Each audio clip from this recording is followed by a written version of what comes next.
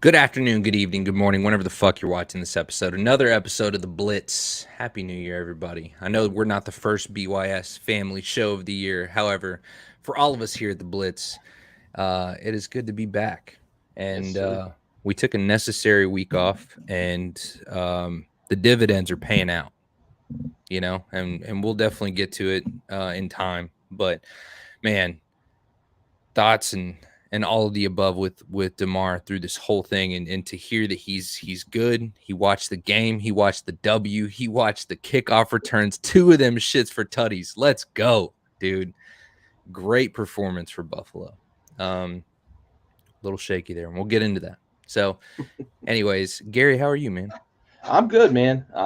Yeah, you mentioned the Damar thing and um, emotional roller coaster. Yeah, National TV. It wasn't, we didn't just see highlights of it. We, you know, saw it play out in real time. And I know other networks and shows have extended a lot of gratitude to the first responders and those at the hospital. But I have to reiterate it. It's a situation that if the personnel on the field had waited any longer than they did, it would potentially could have been devastating.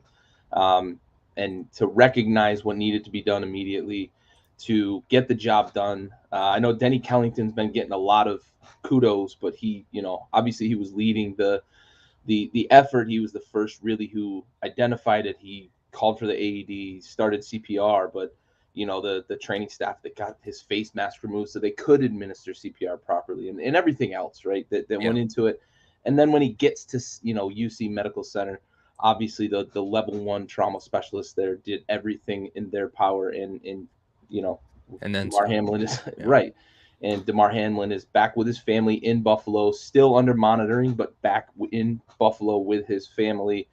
The Bills extending a huge gesture, saying that we've already negotiated with the NFLPA extenuating circumstances. We are going to pay him his full contract because, as standard language dictates, when you go on IR, part of your salary kind of goes away. You get paid, but you don't get paid the full salary. Bills said fuck that, much like McDermott said fuck that in the heat of the moment when the NFL was making the incorrect call to give them 5 minutes to warm up and play again. Um, just all around, everybody but the NFL has handled this so well. Um, I can't emphasize that enough that the NFL really nearly dropped the ball hard on this one, and it took the coaches on the field to fix that for them. Hey, Jeff, yeah, it's been a long time for sure. Um, and it's just so great to hear that Damar's back in Buffalo with his family, with his boys. yep, And really, that game was crazy because everybody knows about the number three. There's been jerseys and numbers, and the field was painted with the number three highlighted this weekend in either yeah, Bills red or Bills blue. But the kick return was the first kick return in 3 years and 3 months. yeah, Josh Allen threw three touchdowns, and the defense recorded three interceptions this weekend. So just yeah. crazy, Hamlin's crazy. footprint all over it. I mean, listen, whether you're a believer in grand design or not, it was a fucking spectacle, and it was Yep, perfect. It was a yep, storybook game. yep. It felt like something was up for Great sure. return. Yeah, Absolutely. But great most return importantly, following Aiden. just to say it again, most importantly, he's back home in Buffalo. Yeah, He is neurologically intact. That was the first kind of real good news we got from UC Medical, and it was incredible to hear that because 9 minutes, those first responders on the field were administering CPR and administering the AED. Unbelievable kudos to them. Incredible work all across the board. Just glad the man's home with his yeah, family. Most importantly. of course. Yeah, Um, Jeff. I mean, I know I emphasized that, and it might have been right before you joined it, but dude, the everybody NFL did. dropped the ball hard, man. The So many NFL dropped people the ball came hard. on. So many people that were somebody. Yeah, And it's yeah. more than just the blue check. It's your relevance to the sport, especially the vets, um, the Unless your name's Skip commentators, Bayless. the fucking commentators, man. Shannon Sharp, yeah, he had some great opinions, and Skip deserved the smoke that he got. And He did. yeah, I mean, it was what I loved about it is just how quickly fans of football and even people that didn't give a shit about football kind of all came together. And then next thing you know, the GoFundMe page is booming. I mean, Yeah, sitting at high like 9 million now, right? seven Just figures about. at this point. Yeah, Yeah, yeah, crazy, man. it's Crazy. great. It's awesome to So, see. man, well, He's gonna let's be able to just. do a lot of good with that money. Oh, for sure, for sure. It'll definitely be good. So let's get into last games, weekend's games, because there was there were some games you didn't expect. There was also some, some sitting out, in Yeah, preparation for the postseason. it was a big And mixed bag, man. Some teams were yeah, vying for position. there Some was a lot teams of said, people "Fuck it, that we didn't should have anything not to have play for." fucking been on the field that were on the field this weekend. That as well. That as well. Um, Looking at you, Brandon Staley. looking at you, Brandon fucking Staley, dude. God, that Um, dude stays fucking up. So Kansas City gets a not really so much needed W against Oakland, just to kind of further insult this wound and prove the Raiders' incompetence and everything that is what is the Raiders organization right now. Yeah, it's been an ugly season. With the Raiders, they're trying to find a scapegoat, and to be honest, I don't know that there's really a scapegoat there in Vegas. I think they overachieved last year, and I think it got people believing more than maybe we should have. I was a believer. I thought Derek Carr getting his buddy Devontae back. I don't know, man, but it's been weird. In It wasn't Josh enough for Derek McDaniels, Carr, but let's not negate the fact that Devontae's put up fucking numbers this year. Derek Carr had the same statistical season he had in 2021. You know what facet of their game had a much worse statistical season than 2021? The defense. The defense was really bad this year. They were really good the year before, kind of creating turnovers, getting sacks when they needed to. Yeah. Max Crosby had a big year. They were unbelievable in one-score games in 2021, and they kind of regressed back to the mean this year. That's really, for me, I think that's just what it is. They overachieved in 21. They kind of underachieved this year. Right. So maybe over the last 2 years, they've been kind of a mad 9-8, 8-9 team. What I do like about the Raiders right now is that they have arguably the number one free agent at the end of this year running back in football. And there's a big potential there for them. I wonder if they'll sign him. Like They McDaniels comes fucking from that Belichick tree, and they just they don't. fucking They better, don't do dude. that with running backs. But between Josh Jacobs and Devontae Adams in the season that he's had, if you provide that support, And Waller got healthy late in the year. He's I been pretty mean, productive the last couple of I'm weeks. just saying there's something going on with that offense, and it's largely understated, like you said, because of the defense. So it's And they're probably going to add Tom and Brady the this coaching. offseason. Oh God, that would be not enough. I hate to say it, but again, it's a defensive problem, man. It is. It is. So, It is. anyways, not much really changes for Kansas. They're still out there fucking just, dictating what's going on in the AFC. Yeah. Tennessee, Jacksonville. This one was a bit of a nail biter, and Jacksonville comes out 20-16. They win at home. Derrick Henry, stand up. Listen, Derrick Henry to have 109 yards, that's, it's Expected. slightly below average, I could argue. Yeah. Christian Kirk, 99 yards. Yeah. They got something going on in Jacksonville. This was a weird game because they ended up winning on a defensive score too. They couldn't quite punch it in on offense. They'd get close and couldn't finish drives. They'd stall out, around midfield a few times with drives that started well. Tennessee's defenses, they've always just been sneaky good. Braves has got them playing hard. They're gritty.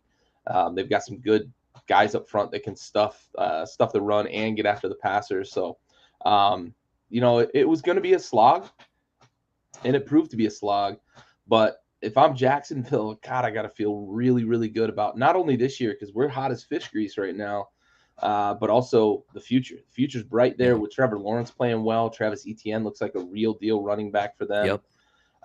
And Christian Kirk, after all of the flack we gave him last year, rightfully so, with the big money he signed for in the offseason. Hey, Dad, thanks for joining.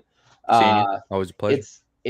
Christian Kirk's been pretty good this year, and they've got something going. Doug Peterson's got them guys playing well. Man, I think Doug Peterson's doing what he does best, and that's working with a college quarterback. And I think his future is just better suited in college. But again, like he's able to make it work. He's got a young, spry crew there, and again, Trevor Lawrence is the real deal. Sunshine is a real fucking quarterback. He needs the support.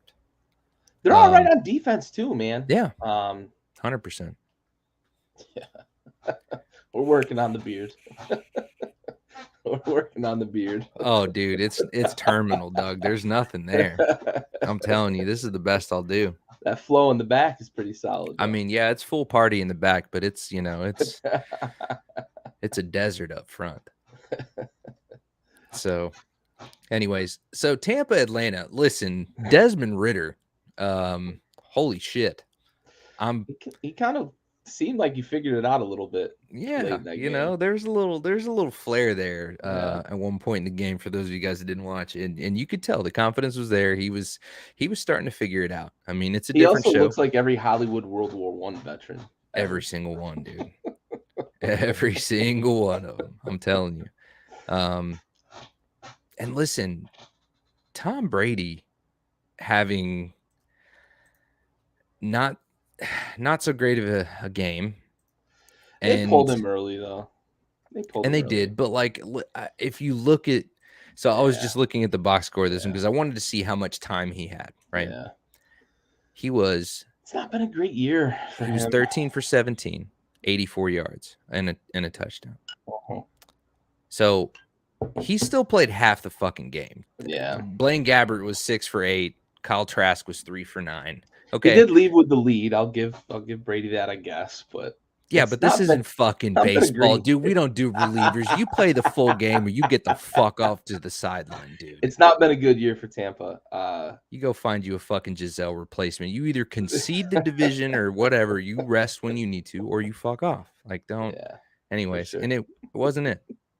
Nah, but Ridder looked pretty good. I don't know if Atlanta thinks they've got their quarterback or not. They're not drafting super high after this win either. So I thought possibly they might be ones giving Chicago a call after the game we're going to talk about here in a little bit. But Lovie Smith hung his nuts on Indianapolis. But maybe not. Maybe they think they got something with Ridder. Good. It's really going to come down to whether they believe that. And they can build around him. But I thought Atlanta might be in play, giving Chicago a call, because they've proven in the past that they'll be aggressive, in the draft. But I don't know. We'll see. Maybe they think they got something there with Ridder. We shall see. New England Buffalo. So we've already kind of talked about this a little bit. Sorry, I guess I'm jumping. No, I'm not. Anyways, 23-35, Buffalo wins. A much not needed, but, we got to, Brett, we will get to your question shortly. Because I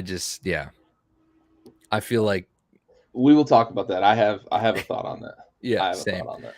Same. So, anyways, look, Buffalo needed to win that game, and not for the record, not for their division standings. I mean, there was a benefit to it, sure, but like they needed to win the game, and they were the perfect opponent because New England's not in a place to beat the Bills. And, that was the first time ever that a team returned the opening kickoff against Bill Belichick for a touchdown. Ever. First time ever. I think Bill Belichick was asked a question where he said, "What is your biggest concern?" And he said special teams. Yeah, I don't think they're what they used to be on special teams. I don't think they're what they used to be in a lot of ways, and I think it's all this kind of mishmash coaching shit. It's all I'm not going to name an offensive coordinator to start the season, and you just kind of set a bad tone.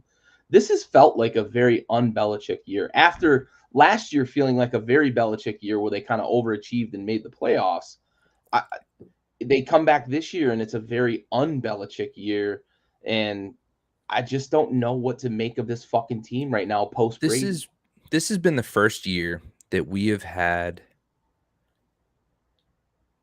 a question presented like, has Bill Belichick lost control of his locker room? Yeah. And there was people not hesitating on this show saying yes. Yeah. And last year, you couldn't say that confidently. And this is the first year and I still don't necessarily believe he's lost control. I think he's just patient. It's very possible. It's very You know, possible that I think he's he's just kind patient. of building towards something. I don't know. It's very un-Belichick like this year, though. Really. Yeah. Well, I mean, when Tom Brady was your quarterback, it's 100%. you know, 100%. I don't know what to make of the Patriots post Brady, and I don't know whether 2021 is what to make of Bill Belichick kind of building this thing back up, or if 2022 and things just kind of being in disarray at times. Like you had the weird fucking pitchy woo woo where the Raiders yeah. won in a tie ball game, and then you had two kickoff returns, one being the opening kickoff, first time ever against the Belichick team. But yeah, Brett, like I said, it's I think it has a lot to do with the fact that this season started out in a very choppy way. The whole focus of the offseason and the preseason was this weird thing with the coordinators. And you've seen Mac Jones multiple times this year look over at Matt Patricia like, what the fuck are you doing? Yeah. What are you doing? Like, it's got to change in the offseason. You can't, if Matt Patricia is the offensive coordinator next year, I think Belichick is like trolling the Patriots on his way out or something. I don't know. I just have a problem with Matt Patricia. Mm-hmm. But at the same time, I do have a problem with the quarterback being as dramatic as he is in those moments. Because what I've always respected about people like Peyton, and watching, and even Rodgers to an extent, we know that there's been issues between Matt LaFleur and Rodgers. We've seen it all season for years. There's been rumors, there's been confirmed discussions of conflict. And here we see a lot more dramatic. And it's just not necessary, man. It's immature, I think. Yeah. And maybe this is my get off my lawn moment, but I don't want to see You're that not shit, man. wrong. You know, being There's that no doubt animated on the Patricia, like field we're is allowed to do that as the spectator and sure. say, listen, Sure. fat Patricia, you fucking fuck. You were worthless. Take the headset off on the offensive one, pick up the defensive Yeah, it's goofy and do because your thing. he's regarded as one of the best defensive coordinators in the league. And he's done some offensive work, but it was like quality control, and I think he helped with the O-line or the tight ends at one point. But Yeah. he's a defensive coordinator, and he was a really good one. And And there's I don't know, absolutely nothing wrong with that. get it? Yeah, just We're not talking about a head coach here. just be yourself. But Belichick put him in that position. Look, I can sympathize with Mac to a certain extent, but I also understand what you're saying, right? You don't want to be on the field being that animated, but I think there comes a time when like you've had enough, and it's just time to like let him know, like you're a fuck up, like you're fucking this away in the middle of a game. Yeah. When everybody on earth knows that first down's a run up the middle, second down's a pitch to the outside, and third down is fucking check down Charlie time because you're running every route short of the sticks. There's something wrong there. Yeah. And I don't know. It's wild. It's wild. I don't know. Yeah, we're gonna talk a little bit about Rodgers, Dad. He's a goofy one. He's a goofy one. He's a goofball for sure. We've Yeah, gone we off got on a bit of a something. tangent We got about a little something in England. cat facts for Rodgers, though. Yeah. Look, we've gone off a little bit on the whole New England franchise. I did want to just present that question just because I've heard that, this is the first time I've ever thought I thought Never. seriously about maybe Never. he has lost the locker room. This is the Yep. first year. And that's what a crazy time because Crazy, again, dude. Bill Belichick was the man, Yep. 2 years ago. Yep. Absolutely. So anyways, how bigger they are. So the Vikings, man, 29-13, secure the North. Yeah, they had a chance. They were chasing the 2 seed possibly if San Fran had lost and Dallas lost, and they weren't going to catch the 1 seed. But this is Chicago. They didn't have Fields. right? He's sitting and they should have sat him. He's nicked up a little bit, and you don't play him in week 18 when nothing matters, without a doubt. This is Chicago. They're a borderline competitive team with Fields under center. They're a shit team without him because it's not a very good roster. They have to hit with these draft picks that they've got in this coming draft. They've got the number 1 pick. I think they're going to trade out of it. I don't think that there's a guy, unless somebody goes to the combine and blows them away at offensive tackle or, a defensive, somebody on the defensive front that might blow them away. I don't think there's a guy that they stay at number 1 to draft. So right now, I'm thinking they're taking phone calls and they're looking at how many first and second round picks can we get to build around Justin Fields. Because one, that's what I want them to do because I like Justin Fields and I think he has potential in this league. But 2, it's the right fucking move. You don't stay at number 1 unless there's a guy that you know is going to be your starting left tackle for 10 years or is going to get you 15 sacks a year on the defensive side of the ball. Those are the only 2 options if you stay at number 1. Otherwise, you're trading out of number 1 and you're getting as many first and second round picks as you can get because there's going to be a lot of phone calls. This is a very hyped quarterback class right now, and there's going to be teams that are drooling over going up to number 1 to either get Bryce Young or CJ Stroud, depending on which one they like the best. So this, for me, was the best case scenario for the Bears in week 18 because we're going to talk about the Houston game here in a minute. And this was the Vikings basically playing out as much as they could to, 1, get ready for the playoffs, and 2, maybe move up in seeding, which they didn't because San Fran won, Philly won, and that, they didn't have a chance to move up, once San Fran won their game. So, this kind of played out how I expected it to, the way the Bears were. But really, this is about the tale of 2 different things. One team getting ready for the offseason and trying to decide what they're going to do to build around their franchise quarterback, and Minnesota hoping that they're getting right here right before the playoffs, because I thought about halfway through the year this was a team that could make a run in the playoffs. Down the stretch, they've sputtered a little bit, and I'm curious to see how they rebound as we get into the playoffs. Yeah, and definitely an interesting playoff weekend coming up for sure. Baltimore and Cincinnati. I mean, look, Joe Burrow just doing his goddamn thing, king of the North. And man, I feel really bad for Baltimore. Without Lamar, they're a different team, ain't they? Yeah, they can't do anything offensively without Lamar.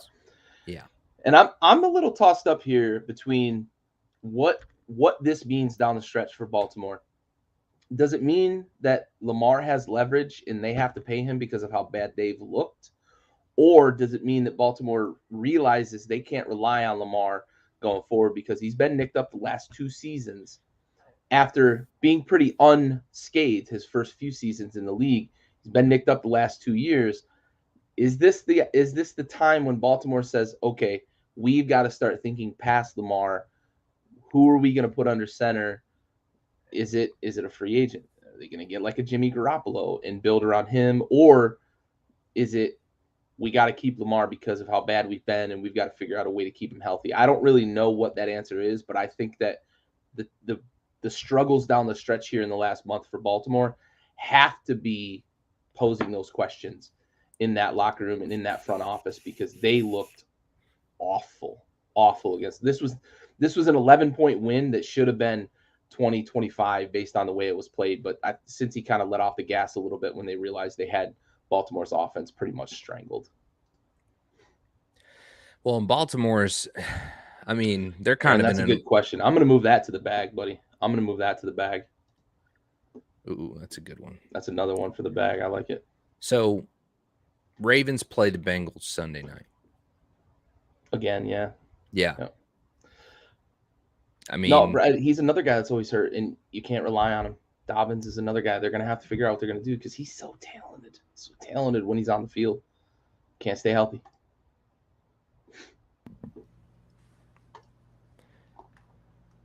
Yeah, I'm curious to see what happens this offseason. I'm looking at the offseason for Baltimore. It just doesn't really seem too bright for them. Cincinnati's they're in stride, and Baltimore's nowhere near it. So this next, I mean, this was the fight for the biggest loser. Houston, Indianapolis, 32-31, and Lovie Smith on his way out,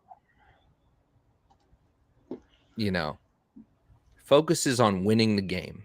Yeah, I'm going to come back to this question, right? Brett's question. Did Lovey get fired for winning Week 18? I'm going to answer it very bluntly. Lovey went for 2 because he was getting fired. Lovey went for 2 because he knew he wasn't going to be the guy making it's backwards. the draft pick. Yeah, your 100%. Question is backwards.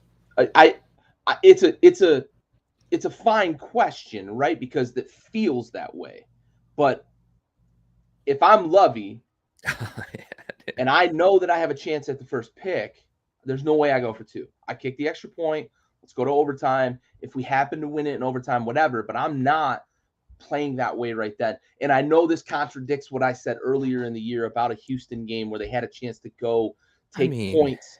But I feel like I know that I'm getting fired before Week 18. That game that I'm referencing that I'm contradicting myself now was in like Week 7 or 8, somewhere in the middle of the season where the season wasn't over yet. You had a chance to. It was the Dallas game, if I remember correctly, because Dallas came back and won that game, kicked the field goal. You're trying to teach your team how to win games that point of the season. Now, Week 18, everybody knows the writing's on the wall. If we're going to get the first pick, we're going to have an opportunity to get a quarterback, or we're going to have an opportunity to build around if we like Davis Mills. Lovey went for 2 because he knew he was getting fired. Yeah. That's my stance on it. Yeah, and these are 2 teams in the middle of some serious turmoil right now. Indianapolis there's so many issues in that organization. I mean, there's really not enough you can say about Jeff Saturday. I have a question for you, actually. Okay. On Indy, because I've made it clear from the start of the season how I felt. I swear to God, Indy. dude, if you say anything about Sam Ellinger, I can't I'm right not now. Going there. My heart hurts for that you, man. He's so dumb. Do you think that Indianapolis's front office ownership, really, Jim Irsay, okay. Do you think that he's going to be able to realize just how far away they are and they blow it up this offseason and go into a full rebuild? Or do you think he's still going to be stubborn and they're going to be chasing a retread quarterback this offseason? Are they going to be in the Derek Carr sweepstakes is essentially what I'm asking you. And it doesn't have to be Derek Carr. It could be Jimmy Garoppolo. But in that vein, are they chasing, we just need a quarterback because Matt Ryan wasn't the answer.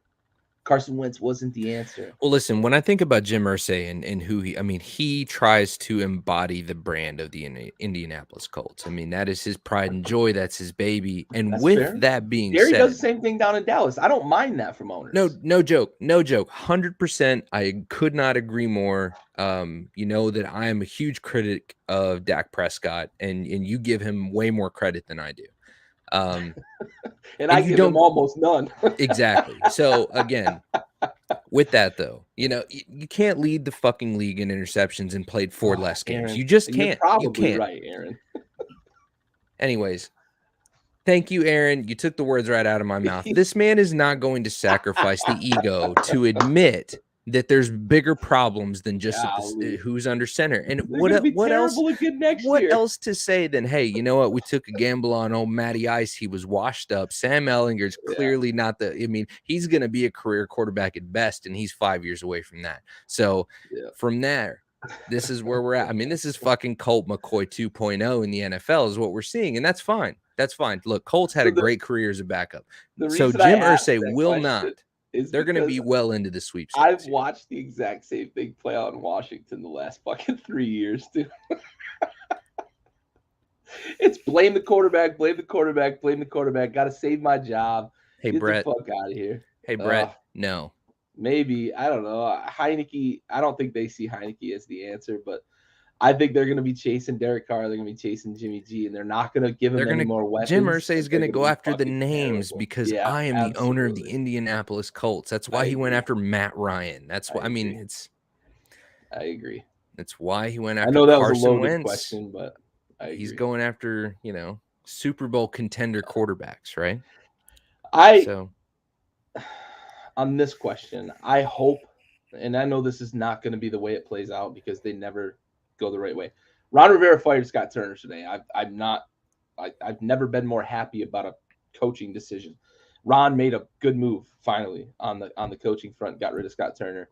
I hope that they bring Heineke back and it's a competition in the offseason for the starting job with Sam Howell.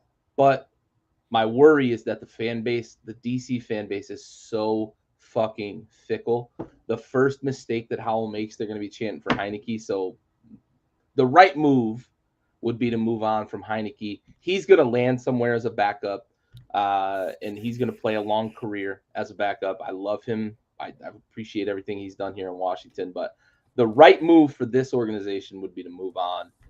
I don't mind if they go into this offseason and say we're going to build around Sam Howell and go get some offensive line help. Yeah, I know that was a sidebar tangent, but Sam Howell. Brett asked the question, so I had to. Hey, now Sam Howell. I liked what I saw Sunday, and I know it's a very small sample size. It's really hard to judge guys like that. Sure, but I liked what I saw. I liked that he was aggressive with the football down the field when he had opportunities. Let's see what we see let's see what we see in training camps and everything else. I mean, I just don't want him to chase quarterback again.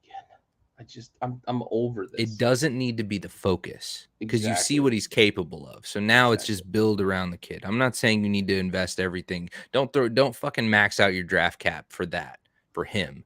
But I'll go as far as to say this is something I've proposed to other people I've talked to, and I don't think we've ever really broached this topic on the show. But I would go as far as to say like more than 50% of quarterbacks that we look at that were drafted and we see them as failures. More than 50% of them would have had an opportunity to succeed, but teams didn't go about it the right way building around them. Yeah. Infrastructure is so much more important than people give it credit for when you're talking about quarterbacks. There's so few quarterbacks that are going to be successful no matter what. There's so few of them. I feel like with Aaron's Aaron, that's fine. That's fair. Listen, that's with Aaron's comment though, I feel like that's a lot truer than people realize. That's because so fair. Because the Cowboys have a rivalry with every fucking NFL team, period. If you're playing the Cowboys, your team has never been more filled with team pride than possible than going against the Cowboys because it's the way it works. Everybody fucking hates you want to knock them off. It's like playing the Yankees in baseball. You want to fucking kill them. Exactly. Absolutely. You know? Absolutely. And that's why they're America's football team. And the fans are nearly as pretentious. Oh, guilty as charged, baby. This is not our year, but guilty as fucking charged. We are the most prestigious organization that has ever existed. God bless the great state of Texas and no place else. I'll say this as a closing point about Houston. Good. Lovie Smith losing them the first pick couldn't have happened to a better franchise. Yeah. Oh, let's not get it twisted. Yeah, dude. Yeah. I mean, look, we're gonna talk a little more about them later. Schneider, Irsay, and McNair. Yeah, and they McNair can all go fucking fly a kite, dude. In the most thunderous and lightningest of storms. Absolutely. My God. Couldn't have into a better franchise. So paint drying on a wall between two pretty spicy contenders here. Obviously, Dolphins are down Tua. They play the Jets. They both had their third string quarterback too. Third string quarterbacks in, folks. Yeah, and it showed on the field. Listen, the score was 6-11. It was 6-6 with like 30 seconds to go. Miami hit their game winner to go up 9-6, and then pitchy woo woo got a safety for the Jets. But wow, what a shit game! And listen, how the fuck did I end up with this game on my TV in Washington D.C. area over the three other games in this window that were so much fucking better? Yeah, I had Baltimore, Cincinnati on the other channel, right? I got two channels during the 1 o'clock. It's because you're right betwixt them. But what the fuck did I want to watch third string quarterbacks for? Listen, bullshit. I saw as much as I could see on Red Zone, and there wasn't much, dude. There wasn't. Brett's absolutely right, though, man. That's fucking bad beat central, bud. It almost feels like every time a play like that happens, either the defense scores a touchdown or it's a safety. It always beats the people that had the fucking dog plus the points. It always seems to work out that way. And it's never any less painful, I'm sure. So either way, next weekend or this weekend, excuse me, we have the Dolphins against the Bills. Yeah. And Yeah. we'll get into that later. So this Division is, rivals. I mean, this is going to be division rivalry, and this is going to be, man, there's a lot. Yeah. I mean, there's not much to say there. It's very simple and direct. I'm sure you can put 2 and 2 together. So, I mean, 11. There was a score there that says 11. That's a baseball score. I can't believe that shit, dude. That's a kickball score. What the fuck is going on here? 11. 6. 11. 6. Are we playing fucking ping pong, dude? What is going on? 11. Unbelievable. So Carolina Panthers, they beat the Saints. This had to be an invigorating watch too. And this one that was in my neck of the woods. And let me tell you that this game was fucking worse than watching paint dry. It was worse, dude. Neither of these teams wanted to win. My succulent needs water once every 3 to 6 weeks. And I would have much rather waited the 3 weeks to water it again by standing in front of it the whole time than watch that fucking game. It was horrible. That's a tough watch. That's a tough watch. So I'm good to move on if you are. 100%. Great. Cleveland, Pittsburgh. And, you know, God, this was so close to meaning something for the playoffs. So close to meaning something. And Tomlin. Buddy keeps that winning record intact, buddy. Listen, I'm gonna give you credit because I believe it was 4 weeks ago. Yeah. 4 weeks ago, you were saying that Pittsburgh they had a chance, and you picked them. They were my dark horse. Streak alive.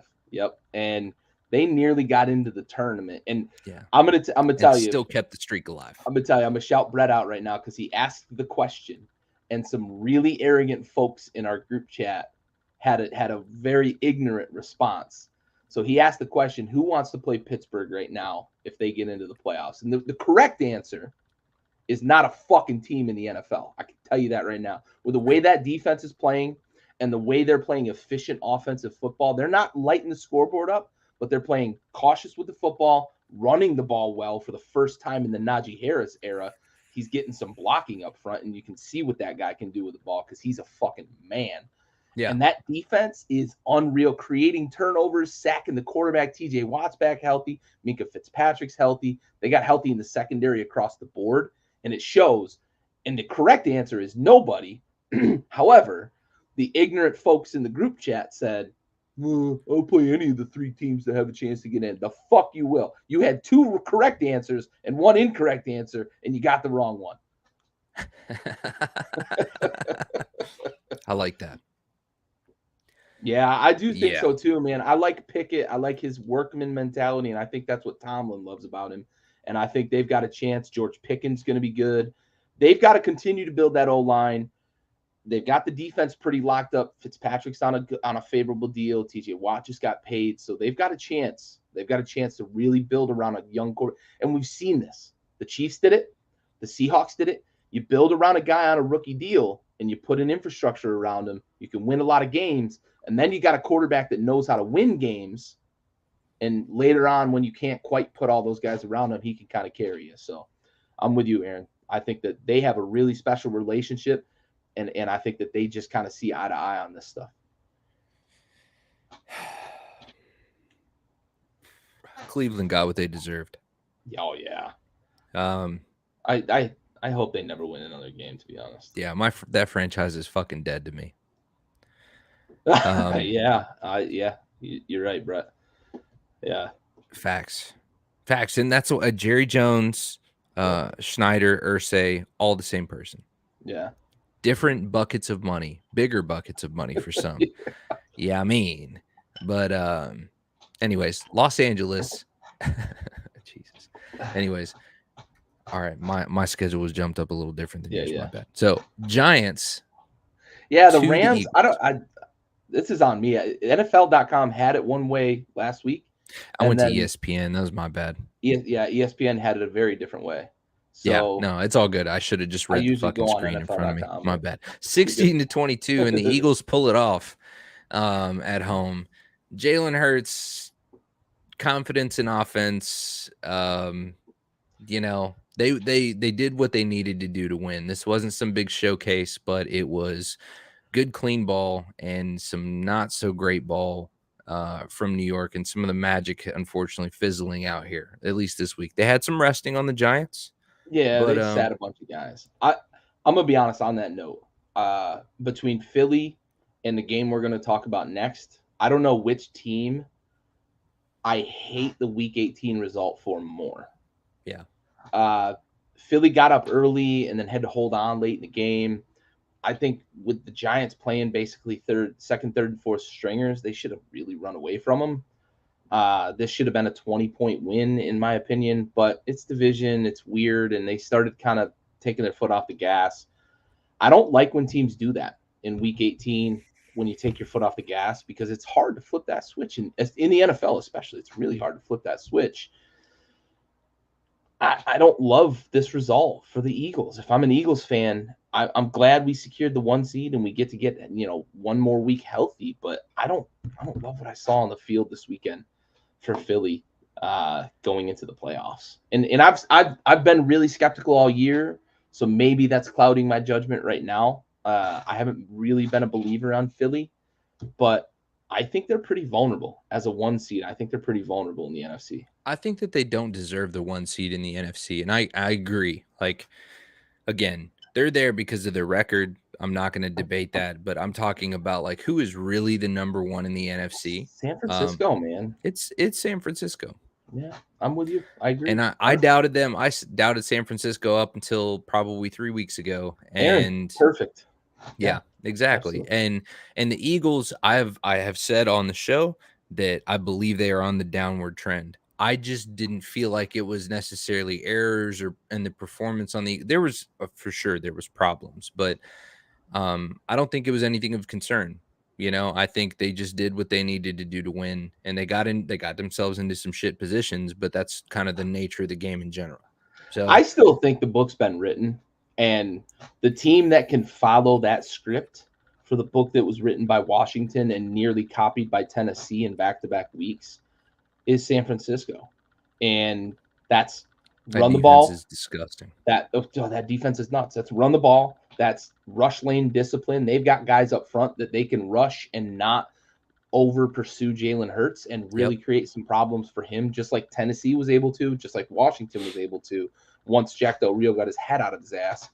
And I think that's what San Francisco can do. And I don't want to spoil necessarily my picks or anything, but San Francisco is, as Aaron put it, I think that they are the team to beat in the NFC right now. Yeah. Yeah. And the Eagles get to sleep in this weekend, and we'll see what happens, but there's going to be plenty to talk about coming up, so be sure to stay tuned for that. Dallas and the Commanders. Let's just go ahead and rip this Band-Aid off. I've got a piece, and then I'm going to pass it to you because I know you've got some things to say about Dallas. My shit is simple, so please, you have the floor. The gentleman has the floor. I'm gonna talk a little bit about the Commanders mostly. I like that they finally made the decision. I don't like that it took the fans bitching about it for Ron Rivera to say we're going to give Sam Howell the start for Week 18. I didn't understand the Heineke thing at the beginning of the week, him saying he's going to play a half and then Sam's going to play the second half. Like, it's not a preseason game. Just play your young guy. We're eliminated from the playoffs.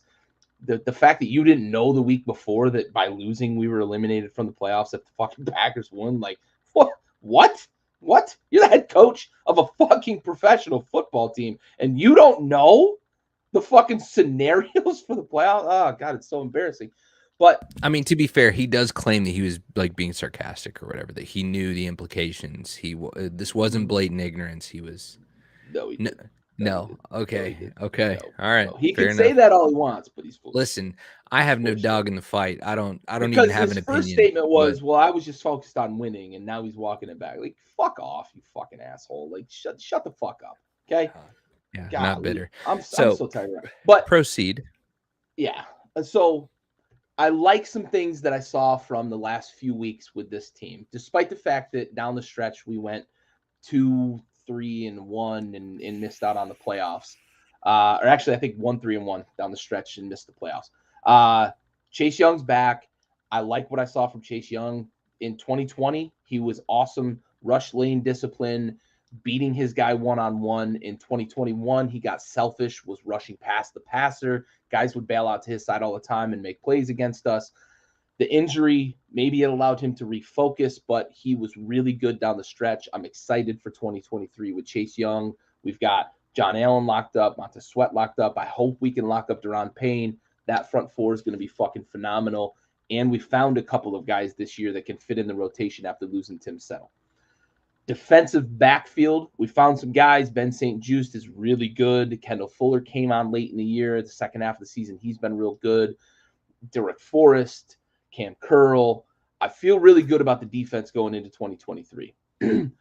On the offensive side of the ball, I like what I saw from Sam Howell. He was aggressive with the football when he had opportunities to. Scott Turner, hopefully he finds a job somewhere else, but just not in Washington. I'm glad that Ron got rid of him because he really sets this offense up for failure all the fucking time. He says. Oh, my God. But when Sam Howell had an opportunity, he pushed the ball down the field. Throw the ball to Terry. It's simple. Throw the ball to fucking Terry. But it's a solid game plan. It's your best option on every single play. Christ. But I do like what I saw from Sam Howell. If Ron Rivera comes out and says, this is our guy, we're going to build around him in the offseason, I'm all in. I'm all in because I'm so tired of the quarterback carousel. Pick a guy, build around him. And I've been saying it for 2 years about Heineke. Now I want him to just tear the Band-Aid off. We're going to build around Sam Howell. We're going to build the offensive line. Even if he's a fucking placeholder, just build it. Build it. Build it. If he's you no do good, have some incredible players that you need to hold on to. Oh, 100%. I'm just so tired of the carousel, though. So that's me. I just don't understand the perpetual need for the quarterback carousel. I don't. Like, it doesn't matter. You can be more calculated in your strikes, man. I think the last 2 years, it's really coaching turnover has a lot to do with that. Yeah, it's been about coaching turnover has a huge influence on that decision. My problem is that now it's affecting the game. That we're seeing incorrect recruiting moves that are going to, I mean, we see it all the time in college, right? Like, that's a huge influence in college, is that you don't even get the full draft class sometimes. And, you don't get a full 4 or 5 years of draft class of recruits in before you're, heads on the chopping block. And people have that same heartburn with, like, Sarkisian happens. And maybe they're right, but Charlie Strong, in my opinion, when they hired him, was a placeholder for someone like Tom Herman, who is a placeholder for a Sark, who's going to be a placeholder for the next. Like, it doesn't fucking matter. Let's just get better than where we are last year. And I think the Commanders are on the right track. And I think that Howell is a prime. He's a perfectly suitable quarterback to build up. You've seen the potential with your own team. Now build it. If you build it, wins will come. Yeah. I have one thought on Dallas. Christ. I don't know how you lay that bad of an egg. Yeah. In week 18, when you have a chance at getting the 1 seed in the NFC. Yeah. And I know it's a division rival. I know it is what it is, but I lay that all at the feet of Mike McCarthy and his inability to get his team going for this game. They showed up so flat, and it just seemed like they were never engaged. And I have to lay that at the feet. I do it to Ron when Washington shows up flat at the beginning of games, at the end of halves. It's all about coaching. I'm laying it all at the feet of Mike McCarthy. That was such a poor showing, and that is a bad reflection of what he did throughout the week as the head coach to get that team ready. And that's across the board. Yep. That's a Kellen Moore problem. There was multiple failures. Yep. We've got coaches talking on record about potential head coach positions, and that shit showed. Because the fact of the matter is the Dallas Cowboys should have just drug their nuts on the Commanders. And they didn't. And they didn't even come fucking close. And, this time the better team won. And, we were talking about the Eagles and their performance and how you felt like it was a worrisome performance. And this, for me, was like, they're exactly who I think they are. And they're a fucking ruse. And it's not and for me, it's not really at the player position. Like, look, Dak has the interceptions, whatever. I don't care. I don't. It's when they're on, they're on. And when the play calling's on, they're a great team. And if Dak makes his mistakes and that's whatever, you still have to remove, your job as a coach is to remove that variable from the situation. You need to be on your shit so your quarterback has the best chance at winning. And that's what happened. I mean, how do you answer that question? You know, here's an interesting stat for you that does have a little to do with this. Okay. Dak has been top 5 in every season of his career. Okay. In possible interceptions that didn't result in interceptions. So that's subjective. Maybe it's just guys catching the ball. No, I don't know. That's man. Subjective. I'm not gonna hear that. It is subjective. It's a stat. It is what it is. It's bullshit, dude. That's subjective and coincidence. It's not a legitimate stat. It's just maybe maybe that's a fair. Clickbait number. I'm not gonna hear that. Interceptions are interceptions. It's factual outcomes. I will say this. The sequence where he threw the near pick 6 to Kendall Fuller. Yep. If Kendall hadn't fallen down, that's a touchdown. And then the very next play, he threw the same ball, and Kendall Fuller took it back for 6. That, to me, says everything that you need to know about Dak Prescott. He doesn't process the game very well. He's a very athletic, very intelligent guy. I think he's a hell of a football player overall, but he doesn't process the game very well when things aren't perfect for him. If he can hit his hitch, throw a ball, and a guy's wide open, he's fine. But when it's time for him to process the game, I see him struggle a lot like this. And I think that's part of why he's got 7 straight games with an interception. 7 straight. Yeah. He's thrown multiple picks in like 3 of those games. You know, I'm not going to continue to $40 million quarterback. I agree. I'm not going to try to like justify anything on his account, you know, and I've been vocal about my frustrations with Dak Prescott. But yeah, I mean, I think that it was a pathetic display of coaching and execution from the entire team, and I feel like the majority of the blame goes to the coaching staff. Absolutely. Because we had the potential to be firing on all cylinders, and we were not. Yep. Now you got to go play TB12. Yeah, and good luck because you've never beat him once. I know. Yeah. Yeah. So enjoy it. All right. On to the next one. Listen. Chargers Broncos, we saw. I mean, listen. Fashionably late is one thing, but fashionably late to your own NFL season as a very well compensated quarterback in the National Football League should be fucking criminal. Yeah. I mean, Russ showed up. I feel like it was the perfect for him. It's the perfect cliffhanger for this dramatic saga that will be his tenure with the Denver Broncos.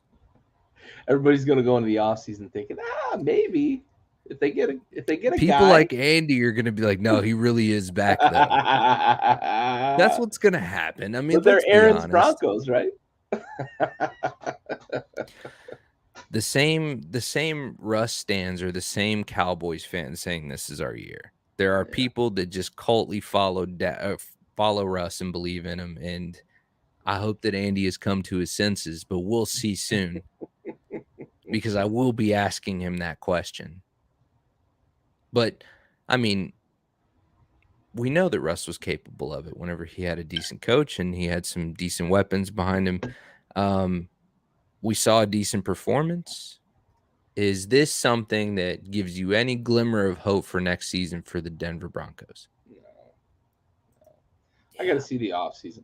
My bigger issue is Brandon Staley just in a game that means nothing. You can't move up, can't move down in playoff seeding.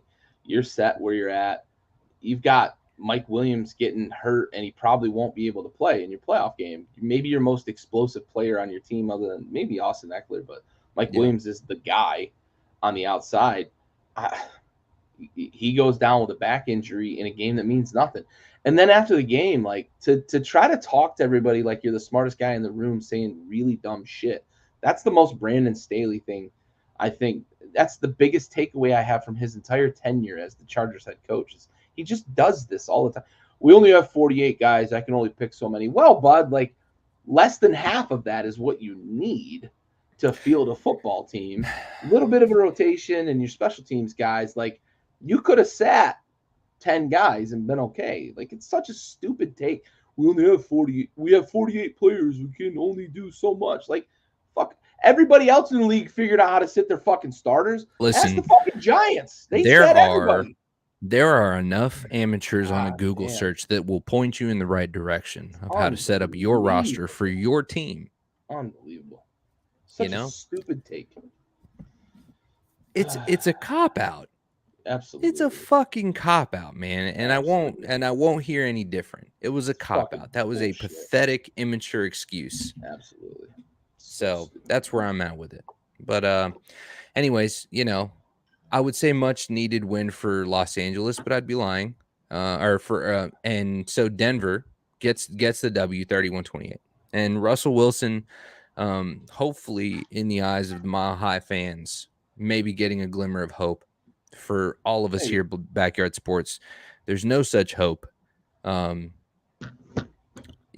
because even your coaching situation is not necessarily improved. Yeah. So on to the next one. Rams, Seattle. Man, there's something about Geno Smith. Weird game. I love this vindication, man. Seattle was in a bad way for a big part of this game, too. They really were. Down the stretch, Rams, they just don't have anything. Everybody's hurt. They've lost guys. They couldn't replenish in the draft. Mayfield makes a bad decision late in the game, too, and he's going to take a lot of heat for it. But, on the other side, Seattle stayed. They stayed in the game, persevered. It's sort of been their season. They got off to a real hot start, fell off. I'm not going to lie. I was rooting for the Rams because I wanted Lions-Packers to mean that MCDC might go to the playoffs. Yeah. But in the end, Seattle did what they got to do, and Geno's had a great year after the trade. Russ wanted out so bad, but Geno's had a phenomenal year. They're going to the playoffs, and Russ is golfing. So golfing and then and pissing in one of his 12 fucking bathroom toilets that nearly eclipsed his touchdown total this year. I'm sure he'll have an active participation in TikTok over the offseason. Oh, sure. And that's all I have to say about that. So 13-38 is the score of the Arizona Cardinals against the San Francisco 49ers. And, the Cardinals were the only thing that I enjoyed about the Cardinals is just getting a chance to watch J.J. Watt get one last sack. Yeah. And that was it for me.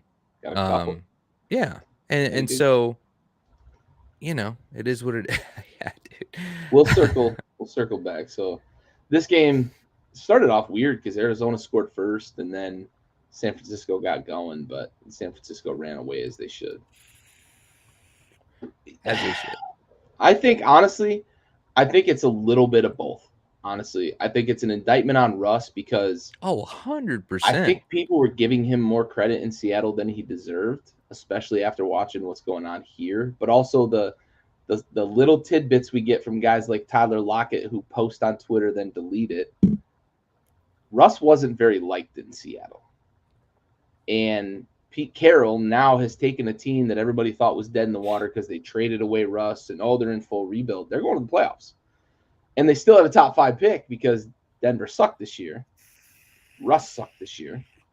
So I think it's a little bit of both, man. I think if I'm assigning percentage, I think it's like 40% an indictment on Russ and 60% compliment to Pete Carroll. But I think it's pretty even across the board for both. I give the edge to Russ. That's fair. I think that it's certainly a compliment to Carroll. There's no doubt. But I think that Russ was so overhyped, and it shows in his contract, and it shows in his following leading up to the beginning of the season. Um, I don't think that. I mean, I wasn't sold on the Broncos. I thought that something cool could happen. I did like the Jerry Judy, combo there. I felt there was potential, but like I didn't think that this was going to be some fucking Super Bowl champion caliber team, and they weren't even close to that. No. Um, No. so yeah, I mean, I definitely feel like there are some Russ stands that deserve a big ass plate of crow after this season. Oh He's man, definitely still fucking chomping. dude, you could cremate that man when he passes away, and there's gonna be some gum smacking wherever he's going, dude. That jaw is you can't put iron, you can't turn iron into ash. Okay. Maybe it was Hackett. I just think Russ found a couple touchdowns late in the season. He is a proper quarterback that will only be as good as his coach. So I agree with that. Maybe. But I also believe that, like again, this what we learned is that Carroll can make a star out of just about anybody. Yeah, Pete Carroll's a great coach. Great coach. He has the eye for what he needs in a quarterback to be great. When I think of Pete Carroll, I think of people like Pop, people that can work with somebody's. You know what they did in overtime that they didn't do when they had Russ though? They handed the fucking ball off to their beast of a running back. Kenneth Walker is legit. Kenneth Walker is a fucking nightmare. His cuts are disgusting. Yeah, he's got one of the filthier jump cuts in the league for sure. I love it. But I wonder a little bit this offseason how many coaches are going to be turned off by Russ being the quarterback there and how many guys are going to jump at that opportunity. I'm just curious how things shake out there for Denver because I'm not convinced that that's a real desirable job yet. No doubt. They're gonna have to do well in the offseason and in the draft to be able to really get a good coach on the line. Yeah, and I wonder what coach is going to sign up for navigating those waters. You think Harbaugh wants a piece of that, dude? I don't know. Yeah, Denver's got a fucking nutty good young defense. So exactly, if they can just get a little bit out of the offense, that's going to be a really good team. Oh, I think he's talking about Seattle, and yes, Seattle's got they've got the defensive rookie of the year. He should win defensive rookie. They've got a young and they've got a really good core of young guys. They're rebuilding a Legion of Boom essentially. Yeah, they've got like a rookie safety, 2 rookie defensive linemen that were really good, and his name's fucking eluding me right now, but it's Trey something who's going to win defensive rookie of the year. I don't know why his name is fucking blanking on me right now, but that corner, he's like PFF rated in the top 5, and he's a fucking rookie. He's unbelievable. Him and Sauce Gardner are just unbelievable. Dave, God. Don't. Oh, dude. God. Dave, hey, listen. Are they going to do a 1-for-1? Yeah, I was going to say Rodgers is going to go to Denver. Diva for a diva? It makes sense that he'd go to the Mile High Stadium. Emphasis on high. Hey-o. How much ayahuasca? Dave is a diehard Packers fan. Good to see you, Dave. Hey, Dave. Thanks for joining, buddy. Yeah, listen. Man.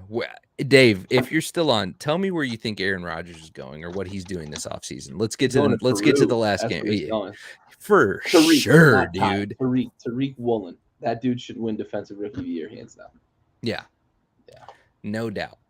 Man, we got on Speaking of the Packers.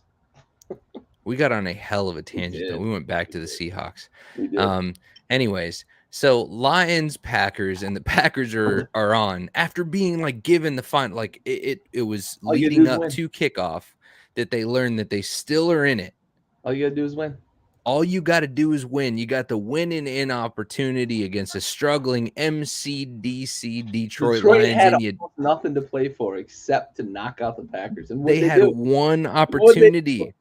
They knocked out the Packers. Listen, I say, look, this is poetic, man. That's how you bite kneecaps. That's how you bite kneecaps. This is how you know it's division shit. This is town business, okay? Yes, sir. Yes. I mean, The I silk, loved it. man. I loved it. I fucking loved it. I hate that the Detroit Lions are not in the I playoff know, picture, man. That's but another I team like loved it. Pittsburgh that I don't know that teams would have wanted to play them. They're pretty hot too. Jacksonville's hot. The potential there is unreal. Detroit dropped a game against Carolina that they shouldn't have dropped. Yeah. Detroit dropped that game against Carolina though, and that really sunk their season. If they had won that, they'd be in the playoffs right now. But you know, it's one of those things. Like Green Bay had this thing in the books, but I'm gonna save it because we got a cat facts about Knucklehead. I want to talk a little bit about Jared Goff, who has gotten a lot of guff on this show about his inability to play the quarterback position, why they traded away. The Rams gave up a bunch of first-round picks to get rid of him. They don't have to re-sign him because they fucking better not, dude. they re-signed him when they got him, but it was a team-friendly deal, so they may renegotiate this offseason. Hey, Dave, just in case you're wondering where Aaron Rodgers should go. Yeah. But Jared Goff had 4,000 yards this year, 29 touchdowns, and 7 picks. That's not bad. I don't think they need to worry about the quarterback position. They've got one of the best offensive lines in football. I think they need to focus a little bit on some of the peripheral positions. They need another wide receiver to go with Amon-Ra St. Brown. I think they need to address the running back position. Swift isn't really reliable. Jamal Williams is a guy that can bang it in from the goal line. If they get a playmaker there at running back, and I think they're going to have to replenish at tight end. They traded away Hawkinson. Pretty deep tight end class this year. Mayer from Notre Dame. You've got Bowers at Georgia. Georgia's fucking just churning tight ends out. I don't know the cap space, but I mean, what do we think about for a Josh Jacobs or a Tony Pollard? I mean, that pair up with Jamal Williams would be disgusting. They've got cap room because the only real big cap hit they've got right now is Goff, and basically everybody else is on a rookie deal. They've been rebuilding, so they're going to have some cap space to play. So a guy like Jacobs could be a fit for them. Maybe a Pollard if they're looking for an explosive guy to replace DeAndre Swift. I think Pollard's a little duplicative with DeAndre Swift if they keep him on the roster. But yeah, man, Lions. I think the Lions are going to be players this offseason in free agency, but they've got draft picks still too because they've still got the Rams pick and their pick. They still got 2 first-round picks, so things are looking really up for Detroit. Yeah, I'm just saying you need to buy in Detroit stock if you haven't already because it's low and it's going to be good. Yep, absolutely. It's going to be good. All right.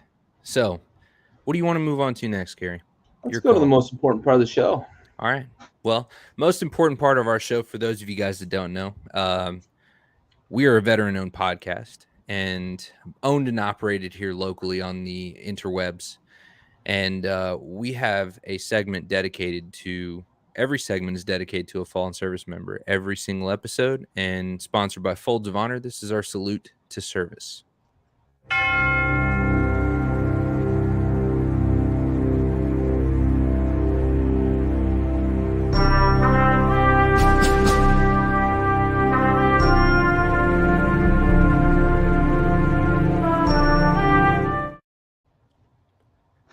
This episode is dedicated to Army Specialist William J. Tracy, who passed away February 25th, 2003, serving during Operation Enduring Freedom.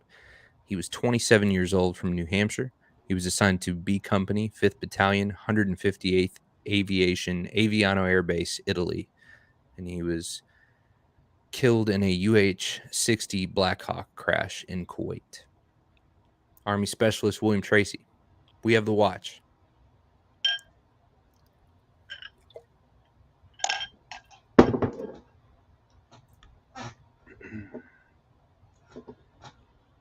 And now on to the least enjoyable transition that we do on our show. Yeah. Let's talk about the playoffs. Let's talk about the playoffs, boys. I'm going to go in order. So let's just jump right into this one here. Saturday afternoon.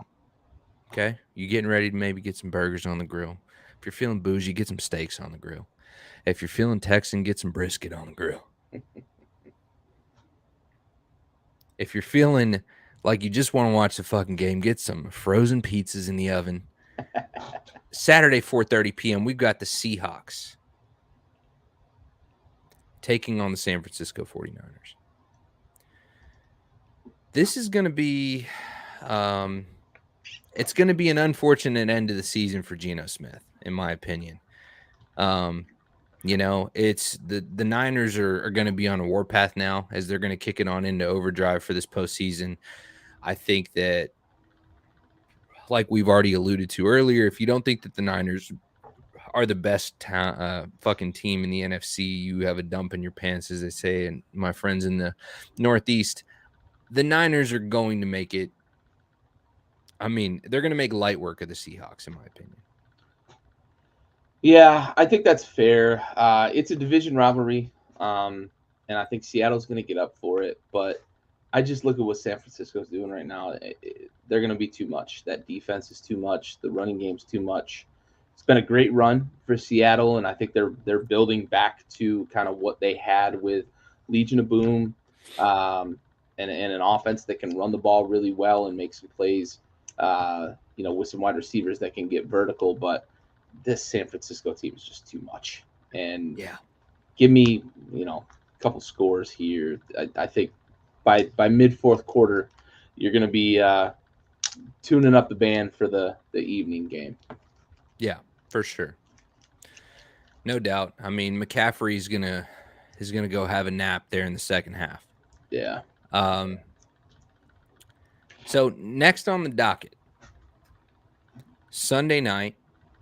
You've already got a few brews in you. You've already watched the painful torturing of the Seahawks. And now we got a repeat game where the Baltimore Ravens are in Cincinnati for prime time. Excuse me. I'm sorry. I jumped ahead. You jumped to Sunday. Los Angeles Chargers in Jacksonville. So nice warm weather game. Saturday night prime time, 8:15 Eastern time on NBC. So this is a little bit more of an enjoyable game. These are two teams where I really believe this could be any team could win here. It just depends on which Jacksonville Jaguars shows up. And it's not really, I mean, look, we've seen some light out of Baker Mayfield's throwing arm for a brief amount of time, but the Jacksonville Jaguars show a little bit more promise. So Chargers, I keep thinking the Rams. Anyways, so I feel like the Chargers, based off of what we've seen in Brandon Staley's performance as a coach and the uptick of the Jaguars, man, it really could be anyone's game. I don't know. This one is the one I've waffled on the most for Wild Card Weekend. This is a very interesting game for me because not so long ago, Jacksonville beat the Chargers 38-10. But I think the Chargers are better than that. And I don't know that the Jaguars are quite that good. And Aaron's right. The Chargers and the Jaguars are sort of Jekyll and Hyde. I'm taking the Jaguars because they're home and because I think that the Chargers are going to be without Mike Williams. And I think that Brandon Staley's job is actually going to go away after they lose to the Jaguars. I think that the Chargers are going to move on from Brandon Staley after another lightning rod season where he's just done and said weird things and they underachieved because they were all in. They went and got Khalil Mack. They went and made all these different moves, J.C. Jackson, yada, yada, yada. And they were all in for this year, and it's been a very underwhelming year for them. So give me the Jaguars, and I think Brandon Staley's gonna be fired. Best version of each team shows up. Chargers by 2 touchdowns. Yeah, I think it's a 2-possession game if the Chargers show up the way they should show up. But I just don't. I have more faith in the Jaguars being consistent enough to win than I do the Chargers. 100%. I agree. That's where I'm at with it. I trust the Jaguars more than I trust the Chargers. I never would have thought I I said that never this thought season. I'd say that about the Jaguars, one, at the beginning of the season, but also, two, I never thought I would have that much lack of confidence in Yeah, a Justin Herbert offense. they're just so Jekyll and Hyde. It's crazy. And Yeah. Aaron, that's a good question, right? But I don't trust that the best version of the Chargers is going to show up. So give me Duval. Yeah, at home. Come on. Yeah. Come on. Oh, yeah. So on to the next one. It's Sunday. You've worn off the hangover. Time to get a Bloody Mary going and watch the Miami Dolphins in Buffalo. Time to dive through a folding table. Listen, we talked about slaughter with the Seahawks and Niners game. This Dolphins game against the Bills is going to be another example of just the Bills probably deserving the bye week a little more. Yeah, I think that's fair. I think so. We Tua's didn't gonna talk play, about that, but by it's the gonna be way. cold. We talked about the strong team in the NFC. Who is the real powerhouse in the AFC? You want to believe it's the Bengals? Look, I think that the three best teams in football are in the AFC. I think that the three best teams in football are in the AFC. You really think that the 49ers could just, they couldn't, if best team shows up, they couldn't beat the Bengals? No. Or the Chiefs? Maybe the Chiefs. The Chiefs are your three. The Chiefs are three, and the Niners are a close four. I think that the best three teams in football are in the AFC. Okay.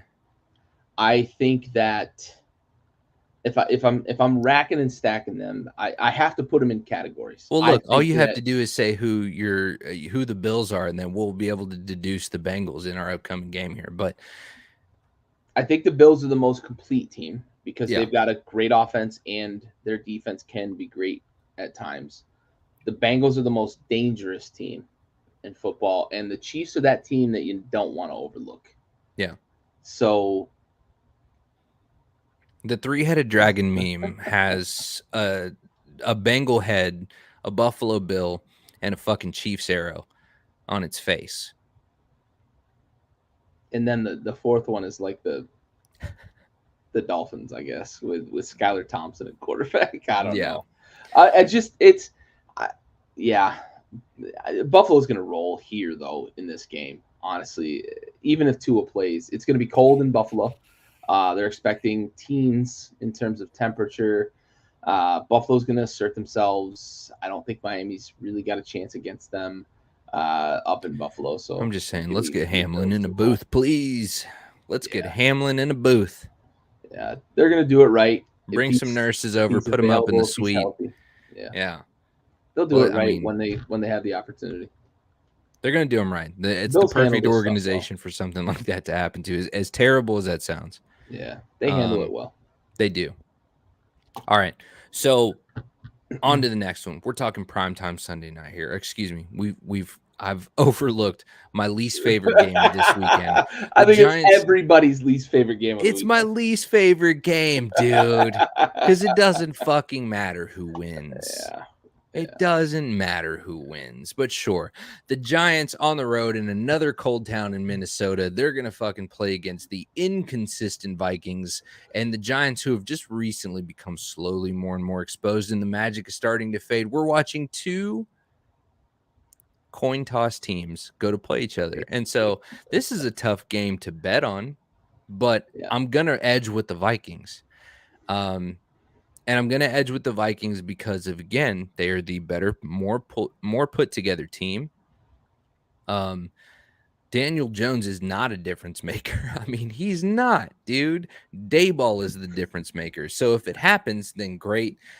But I'm going with the PG safe route, and I'm going with the Minnesota Vikings. Same. They're home. I think they're the better team, more talented team. I worry a bit about their defense, but to be honest, I don't see the Giants putting up enough points to keep up with Minnesota. Yeah. I don't see it. Yeah. Agreed. All right. So finally, after I've tried to get to it 2 other times, we've got a repeat of the Baltimore Ravens in Cincinnati Sunday night, 8:15 p.m. Eastern on NBC. it's going to be a repeat. There's not going to be any kind of adjustments that are going to be worthy of trying to dismantle the Cincinnati Bengals. When we talked about the AFC having the best 3 teams in the NFL, I 100%. Aaron, I hope not. Oh, man, Aaron, come on, not. dude. We don't need this. It's been a weird season with New York. It's been a weird season. We've talked about the magic. Weird season. And listen, I don't fucking want that. Hogwarts is out on holiday, bud. Let's just be done with this magic already. Let's watch some good football. And I feel like the Vikings are a much better team, and it would be funner to watch them. Anyways, I agree. I need more Justin Jefferson catches in my life. I'm not ready to let that go yet. I need him to catch more shit than I need Saquon Barkley. Saquon Barkley, 3 yards in a cloud of dust. Exactly, dude. It's what happens when you have a shit offensive line. But when we talked about the 3 best teams in the AFC, I 100% agree with you. It is the Bengals, it is the Bills, and it is the Chiefs, and it is in that order. And the Bills are the most complete team in the AFC. I do believe the Chiefs are comfortable at 3, but they're equally as dangerous and capable of winning the Super Bowl. But I think, again, the Bengals are in stride. They are firing on all the cylinders necessary. Do they have the same defense as the Bills do as far as capability? Maybe not. Probably not. They're good. Their defense is good. They're good. And I'm not going to take that away. But the Bengals are going to score more than the Bills will. That's what it's going to be. Joe Mixon is a problem. Jamar Chase is a problem. Higgins is a problem. There are way too many problems on this offense. Joe Burrow is a fucking problem, ladies and gentlemen. And I've been saying it since he was at LSU. This man is a problem. You don't fuck with the white boy. Yeah. I mean, Joey Bird, Joe Shiesty, he's back at it again. And I mean, honestly, it would not surprise me. We'll see him at the AFC Championship.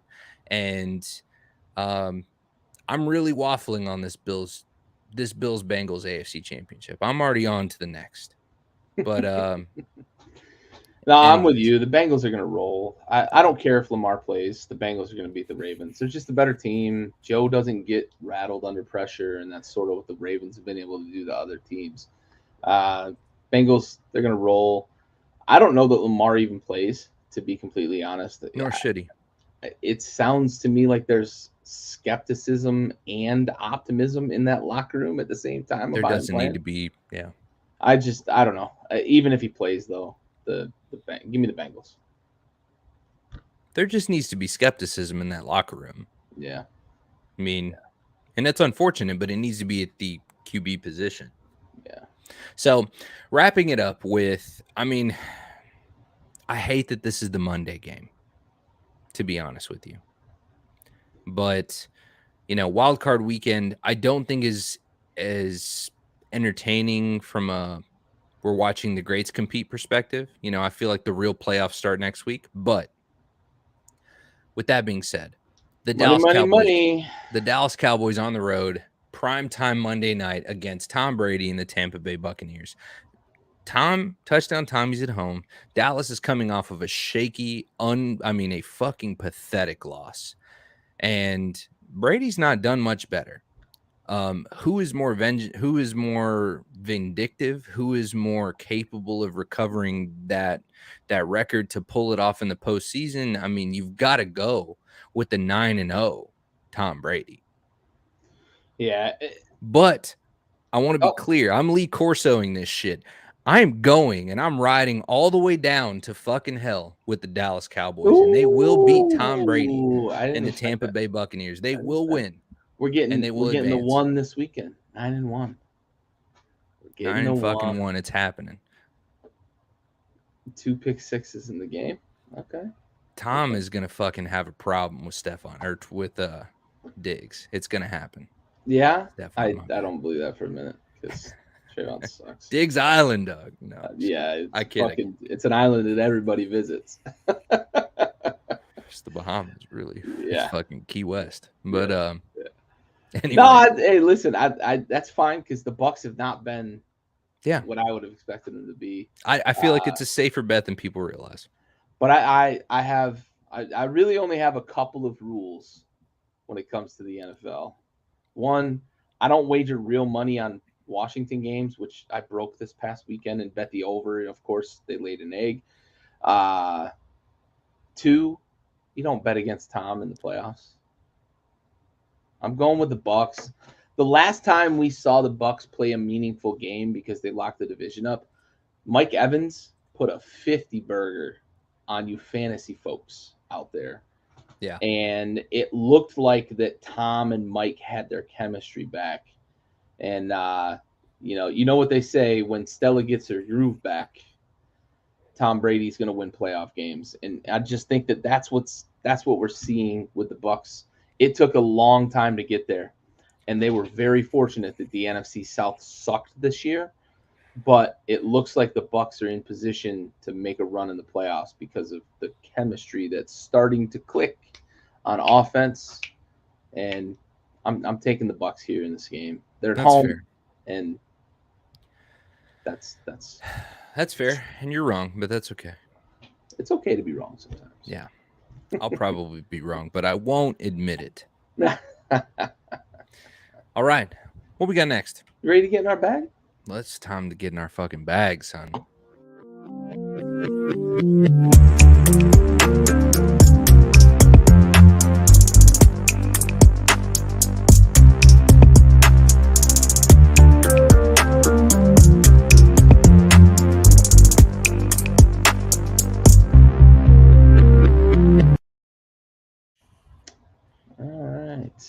Welcome, because we're in our bag right now.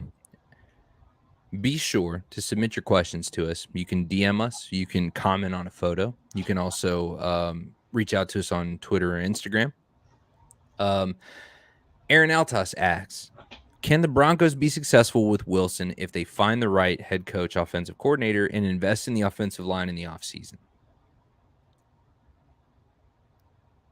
I mean, you're asking a lot, but yes. You're asking again for offensive line investment and a good head coach, offensive coordinator. So my immediate question is, who are those HCOCs that you're investing in? And I mean, they can always invest in the offensive line. They can. Will they do it is a better question, I think. And my answer is no. So, but to answer your question, can the Broncos be successful with Wilson? Yes, I think they can. But again, you've got to find the head coach that meshes with Russ and understands the type of offense that he's capable of. That's where I'm at. Yeah, that's all fair. And can is definitely the operative word here. I've got one scenario that I think is a slam dunk and one scenario that I think can be successful. My can be successful scenario is that they hire Jim Harbaugh because I like what he did in San Francisco. I think he can manage quarterbacks like a Russ Wilson, and I think they have some pieces in place that he can get the running game back established. I think that was the problem that Hackett had. Whether that fell on Hackett or if he was trying to appease Russ Wilson, they wouldn't run the ball when they should have run the ball, and they were throwing the ball when they shouldn't have been throwing the ball. So yeah, it could have been a bit about Hackett trying to kind of appease Wilson, or it could have just been Hackett being incompetent. That's very possible as well. I like Jim Harbaugh as a possibility here that can work because of the way that he managed the Kaepernick situation with Alex Smith, and they ran the ball so well with San Francisco, and they made explosive plays with play action. And I think that's the kind of quarterback Russell Wilson can be. He can be a guy that can manage an offense and hit those big explosive plays when he can, because that's honestly how Seattle won a Super Bowl with Russell Wilson and played in another Super Bowl with Russell Wilson. They ran the ball well. They played defense. They've already got a great defense in Denver, and they can hit some explosive plays because he throws a pretty deep ball. They just haven't had the opportunity to really hit those deep balls in Denver. They do need the O-line because that feeds into establishing the run and being able to protect while those deep routes develop. So That's one scenario for me that I think can be successful. My slam dunk scenario for the Broncos is that they find a way to get Sean Payton, because I look at what Sean Payton did in New Orleans, and he can build that similar offense for Russ Wilson with the added element that he's got a much stronger arm than Drew Brees ever had. Yeah. He could kind of take the top off of a defense. But they've got Javonte Williams in place. I think he could be like an Alvin Kamara, what he was, or a Mark Ingram was for Sean Payton in New Orleans. And I think that they can really build that offense. And Sean Payton, to me, is one of those mad genius type guys who can build his game around what he's got in terms of players, because you look at the different types of guys that he had there. Jimmy Graham was super successful. Marcus Colston was super successful. Michael Thomas was super successful. Those are three completely different guys. And then you see Alvin Kamara and Mark Ingram were a two-headed monster. And I think that Javonte Williams, despite the injury this year, is one of the best young running backs in football. So that's my slam dunk scenario for the Broncos, that if they can get Sean Payton, pair him with Russell Wilson, they can be successful. You put it perfectly, though. Will they do it, or will they be able to do it this offseason? I don't know how desirable that job is right now with some of the reports coming out about Russ and his. It's purely the allure behind Denver that prevents me from believing that they will be able to do it. Yeah, that's the question. Will they be able to? Because they're not an unhealthy organization. They have some good decision makers, I think, in the organization all the way up. And they want what's best for the team. This isn't an Irsay situation where there's ego involved to a point where they're incapable of making smart decisions from a recruiting standpoint to be able to get what they need. And I think that Sean Payton is the perfect coach. Like, I'm against the Harbaugh hire. I really am. Like, I don't think that it's the right. It's not just because I don't think it's the right fit. I think it would be a good fit. I don't think that Harbaugh is going to want to invest in a team that's rebuilding. That's fair. The way that they are. I mean, Harbaugh wants to be able to move on to the next winning team. He's just spent all of his energy rebuilding the Michigan program after leaving the San Francisco 49ers in the position that they were in. You need that Dayball fairy dust. And you know what? I feel like Sean Payton's got plenty of that shit. He's got that in bulk. Payton is the slam dunk, I think. Yeah. I still want him for Dallas. But anyways, let's move on. I heard a scenario that sounded actually realistic with him going back to New Orleans and taking Tom Brady with him. Imagine that. That would hurt. That would hurt my soul. Oh, let's move on. Aaron's got another good question here. So Aaron's got another one for us in our bag today. How many quarterbacks are coach proof? It's hard to say with quarterbacks when we think about people like Josh Allen, excuse me. Jared Allen, Jesus. That was a reference from way back. Hey, Jared Allen's a hell of a player too. Yeah, hell of a player. Man, nobody made a horse collar look way more intense. Roping quarterbacks. I'm telling you, that man and that horse collar was legitimate. Absolutely. Anyways, when I think about Josh Allen, it's hard to say because he hasn't had time outside of his quarterback or outside of his current coach. Do I think that Sean McDermott is like this prodigal coach that's going to be able to like turn quarterbacks into masterminds and you know, the Bill Belichick level coach? We haven't seen that yet because of time, but not because he's incapable. We've seen some great decisions, great football come out of Buffalo. So when I think of the immediates, coach proof, I think of my initial guy, number one quarterback that I'm thinking of right now is Joe Burrow, because he went from an LSU situation where he didn't have the best coach. And that's a fact. Like, look, I love the guy. Don't get me wrong. Coach O is too legit to quit. Okay. He's a better recruiter than head coach.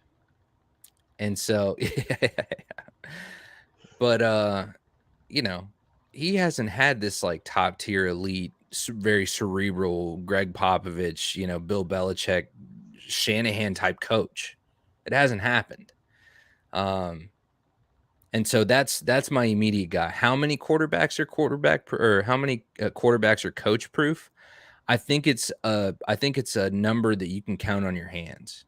So I would say, I'm I'm gonna say this because I thought about this question okay, and I thought I was gonna be in the minority here, but I applaud you for not falling victim to some of the hype around other quarterbacks that aren't coach proof. yeah, I applaud that. Counting yeah, on a single hand because my list is really short. My list in the history of the NFL is really short. And I leave a lot of guys off the list that I think people would probably put on that list. Brady's not on my list in the history of the game for coach proof. Montana is not on my list in the history of the game for coach proof. My coach proof list in the history of the game is probably a dozen guys. yeah, Maybe, and I'm being very loose with saying a dozen because right now in today's game, I have three, really two and a half, because it's Burrow, it's Herbert, and I might throw Aaron Rodgers on that list in today's game.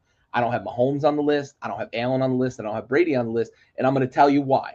Because Mahomes went to a situation where he was able to, one, learn for a year, and two, he was hidden behind Andy Reid's greatness for the first 2 years of him as a starter.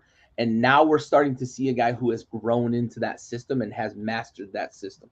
Josh Allen, same thing in Buffalo.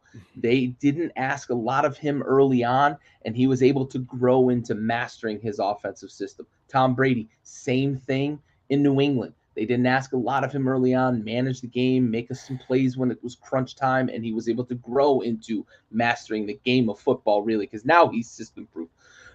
Peyton Manning is a guy I think in the history of the game who is coach proof. John Elway, Dan Marino, and I've got Burrow and I've got Herbert right now are my two guys in current football. Justin Herbert is a fucking mutant when it comes to running an offense.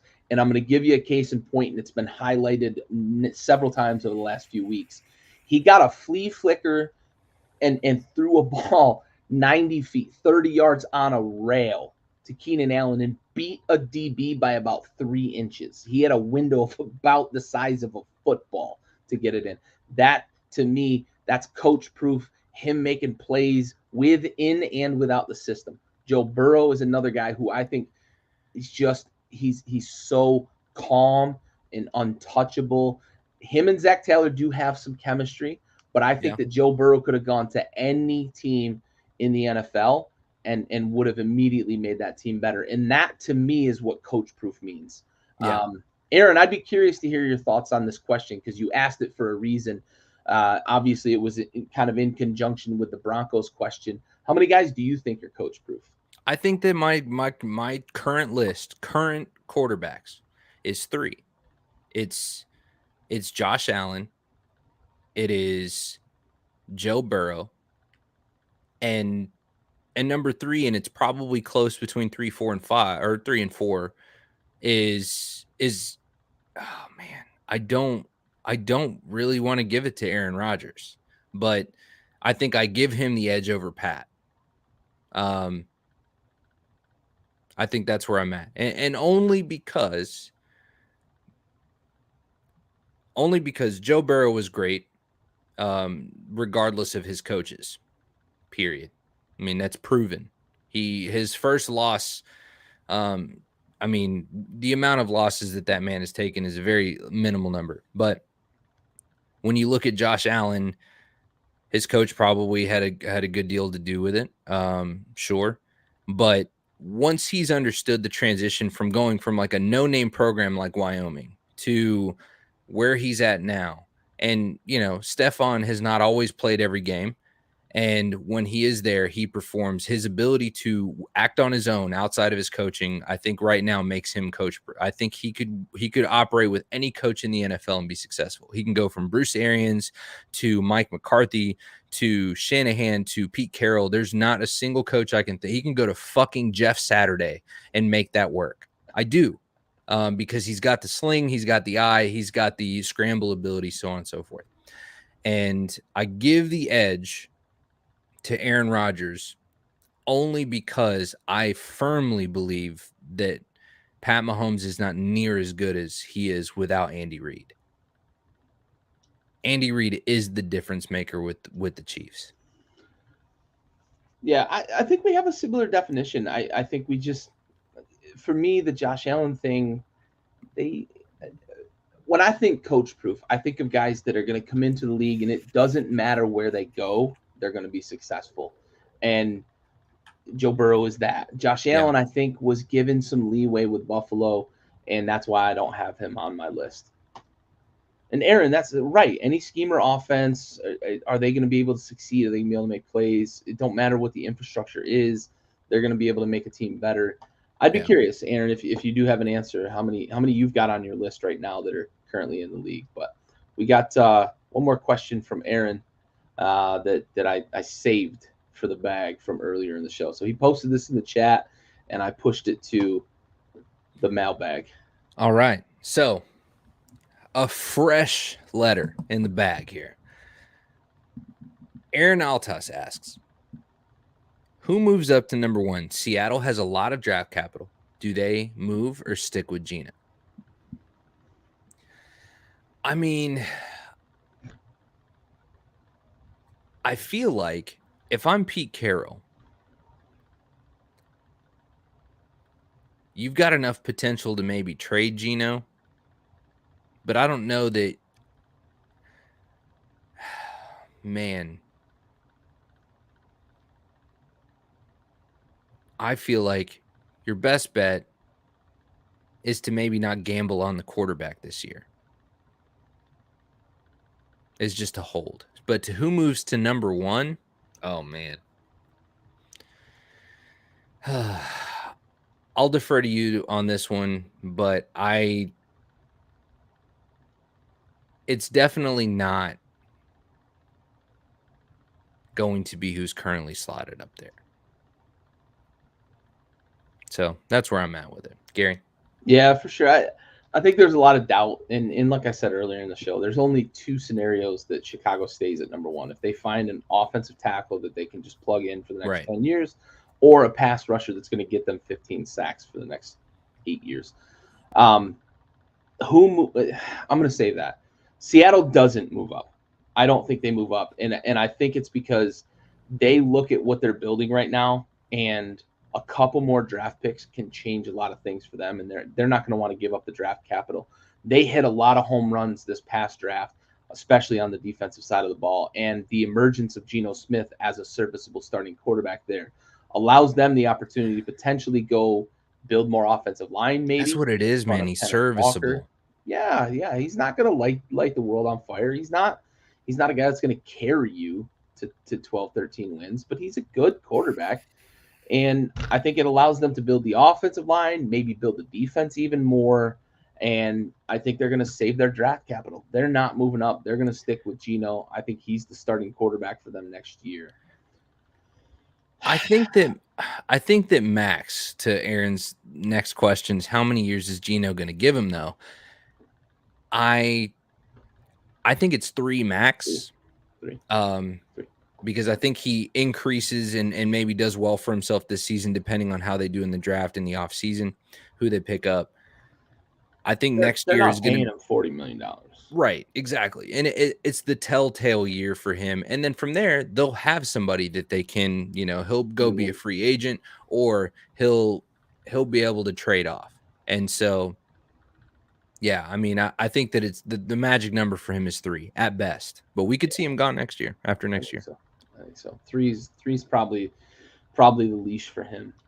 As for who moves up to number 1, I'll tell you, before this weekend, I thought Houston was just going to have the number 1 pick, and I thought that Atlanta was going to be trying to trade up with Chicago to get the number 2 pick. Yeah. That's not happening anymore. I thought I feel like Houston's going to have to get into this number 1 pick. That might be the dark horse. Honestly, they might have to, if they really like either Bryce Young or CJ Stroud, they might have to move and give the Bears an extra pick just to move up 1 spot. And the Bears are going to cash in twice, honestly, because they're going to trade out of number 1 potentially to Houston at number 2, exactly, pick up another pick. And then, because the team that I think is going to make the move to move up is in the AFC South with the Houston Texans, and the Houston Texans are not going to be okay with letting them move up to number 1. I think Houston's going to give up something to Chicago, then Chicago is going to sell again to the Indianapolis Colts.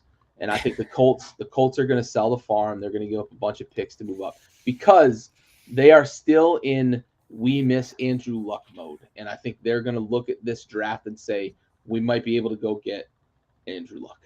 Yeah. So the Colts are the team that I think are going to move.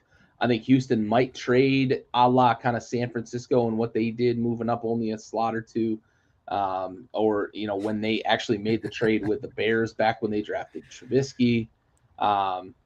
Yeah, I think, honestly, Indy's going to be that team that's going to move up unless Houston moves up, and then Indy's going to move into number 2. The important question. Yeah, I mean, well, I think you mean drum. There you go, drums or flats. Yeah, it's flats all day, dude. And I won't. Oh man, I thought I liked you. I won't hear that childish drum shit, dude. If you can't eat a flat, get the fuck out of my face. Okay. There's a right way to eat a flat. You debone it with one twist, and you're done. Let's not get it twisted. I order a dozen wings. I get drums and flats. They're all getting smashed. But if I save the drums because I like the drums more. No, dude. I do. I won't hear it. It's flats all day. I will stick a flat in my eyeball and still eat it. Little twist, and then voila. See, I don't have to. I'm a picker. I don't like gnawing around. I'm a picker. I am. I'll eat the flat around and then pick the meat in between. Absolutely. That's the same reason why I don't like corn on a cob. Yeah. I don't like to eat around shit. Just give me corn on the cob too. Fucking goods, bud. Give me the goods. Brett likes flat, which is perfect too, because we know who the better brother is all. Well, it's also perfect too, because if we order like a couple dozen wings, he gets a dozen flats, I get a dozen drums, and we're good.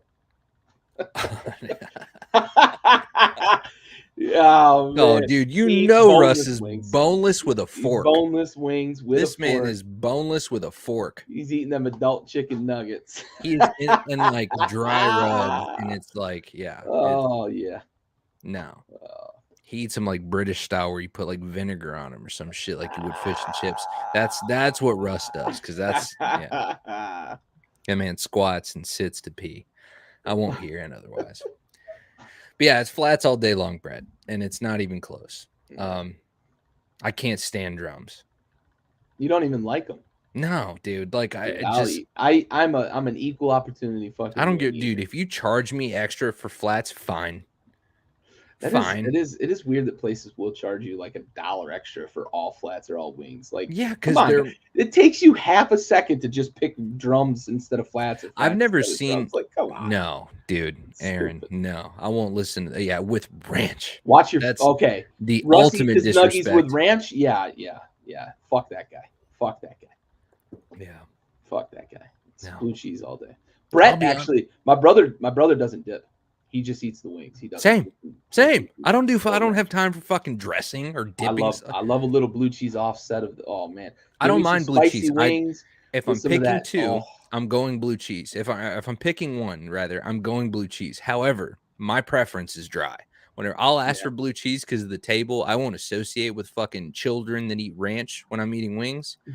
But my daughter eats ranch. That's fine. She's a child. She doesn't know better. Her palate is not sophisticated enough to handle blue cheese, I guess. Whatever. Although my kids are blue cheese eaters with wings. Good. They're learning correctly. I've failed my children, but they'll dip everything else in ranch except a chicken wing. But I'm from the South, so ranch reigns supreme. I know. So. But with that being said, I go dry. I go fries and everything. Dude, give me some fucking garlic parmesan flats. I like all garlic day. Parm. I like a garlic parm. Garlic parm and lemon pepper. I'll tell you one. I said this to Stove last night. We were talking about it. One that'll catch you off guard. Peanut butter on a wing. Listen, white people, we need to talk. That's fair, but it's good. It's good. We need to talk, bud. No, it's okay. Actually, if you look at the real, I don't know if you've ever had mole before, but dude. But I mean, the traditional recipe involves. I will bathe in mole. It involves chocolate and peanut butter, actually. So Hot garlic Brett, parm, dude, spicy, so there is a Yep. wing restaurant chain here in Austin called Pluckers, and they have a spicy garlic parm. Fuck, dude, it's my go-to. Like Yeah. if I'm ordering 12 or 15 wings or whatever it is, 14, 16, whatever it is, I'm Yep. going half lemon pepper and half spicy garlic You parm. you and Brett are in the same wheelhouse with wings for sure. Hot garlic, spicy garlic. Yep, absolutely. Yeah. Yep. Absolutely. That's where I'm at with it. But yeah, no, ranch can go fuck itself. I've never liked ranch my entire life. Can't do it. Ranch can suck 2 dicks from the back. Yeah. I don't mind ranch dip, like with the chips or whatever, but I won't put dip shit in ranch. Yeah. Anyways. All right. What else? It's some cat facts. Let's do it.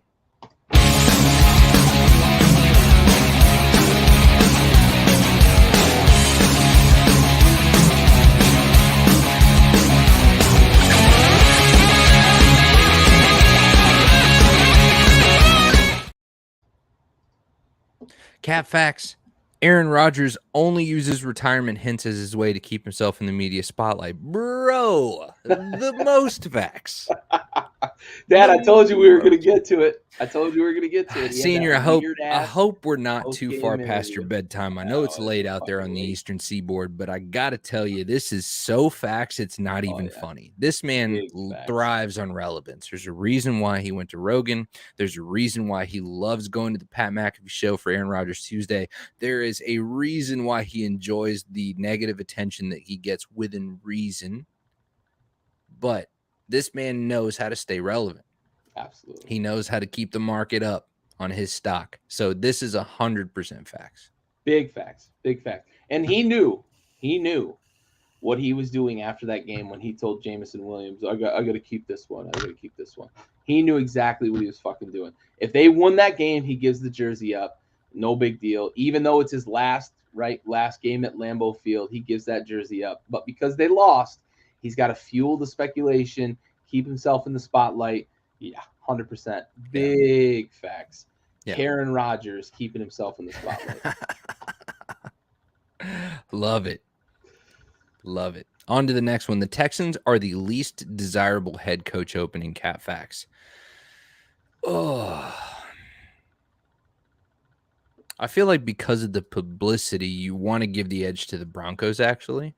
But they at least have the quarterback position kind of figured out. I mean, they could, likely, because you still want to have some inkling of faith in Russ. So I am going to go Cap, but only because the Bears edge him out. Ooh, Bears. I'm facts on this one. I know the Bears is tough because of kind of how they've mismanaged things over the last couple decades, basically historically with kind of pockets of exceptions in between. Yeah. I know the Broncos is a tough one because of a lot of the negativity around Russ, but they've got a good ownership group, brand new ownership group. It's the Walton family. They've got a good ownership group there. I think the McNairs have to have the edge, though, right? 100%. Like this is facts. I get it.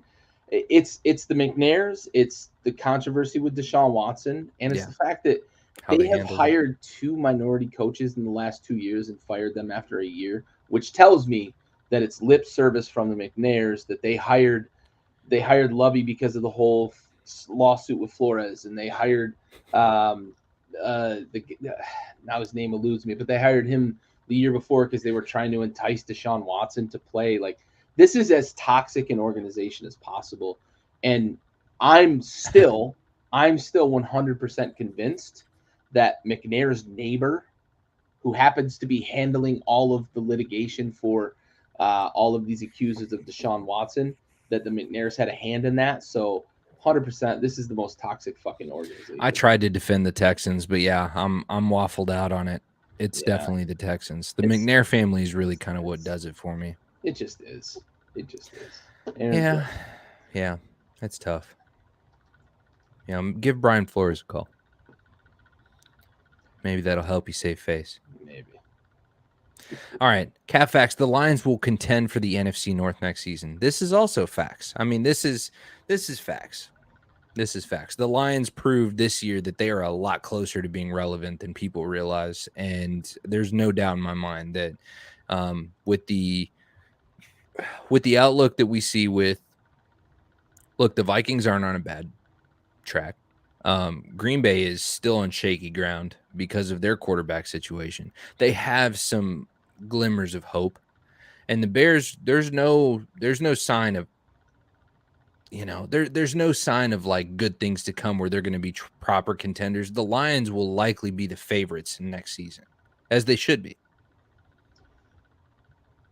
Yeah, I like those points. I think the Vikings will be the favorite next year. And I think it's going to depend a little bit on kind of the offseason for the Packers. But I think Vegas will have the Vikings as the favorite. Sure. But in my eyes, I do think that right now, in this very moment, if I'm picking a team to win the NFC North next year, it's the Lions. And I'm going to take a little bit of a victory lap right now because I said it before the season, and our resident Lions fan sort of scoffed at it pretty heavily. I said they were a dark horse contender to make the playoffs. And to be honest, if the Rams hold on, the Lions are in the playoffs, right? I mean, that's the truth of the matter because they beat the Packers here. So I saw kind of the writing on the wall that things were going in the right direction, and I took a little bit of a chance to say I think that they were going to put it together this year. They nearly did, right? And close. They had a chance to make the playoffs. And I do think that one, they've got a couple of things figured out that are really, really, really important in the NFL. They've got the offensive line figured out, and they've got the defensive line figured out. Aiden Hutchinson is the real deal. The real deal. He's in Lawrence Taylor territory as a rookie with the only there's like four, I think it is. Lawrence Taylor, two other guys, and now Aiden Hutchinson to have 9.5 or more sacks and 3 INTs in the same season. So I'm all in on the Lions next year as being my favorite for the NFC North. I still think that Vegas puts the Vikings as the betting favorite, but give me the Lions to win the NFC North next year.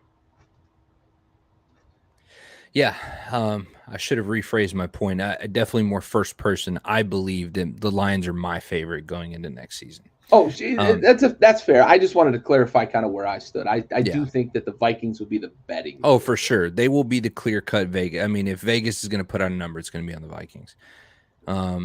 I think up as a whole because I think the Packers are going to keep Aaron Rodgers and do some work on the offensive line. That's really where they need to improve. And I think Christian Watson could be the next Devontae Adams type guy.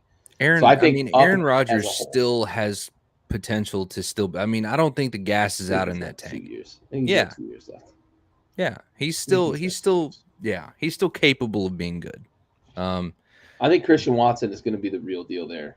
Could be the next guy who's sort of like a Devontae Adams. His speed is better than Devontae Adams too. Yeah, but I think up because I do. Maybe I'm cutting my nose off to spite my face, but I think the Bears are going to do some good things with that draft capital this offseason. And Justin Fields has shown that he can play in this league. Yeah.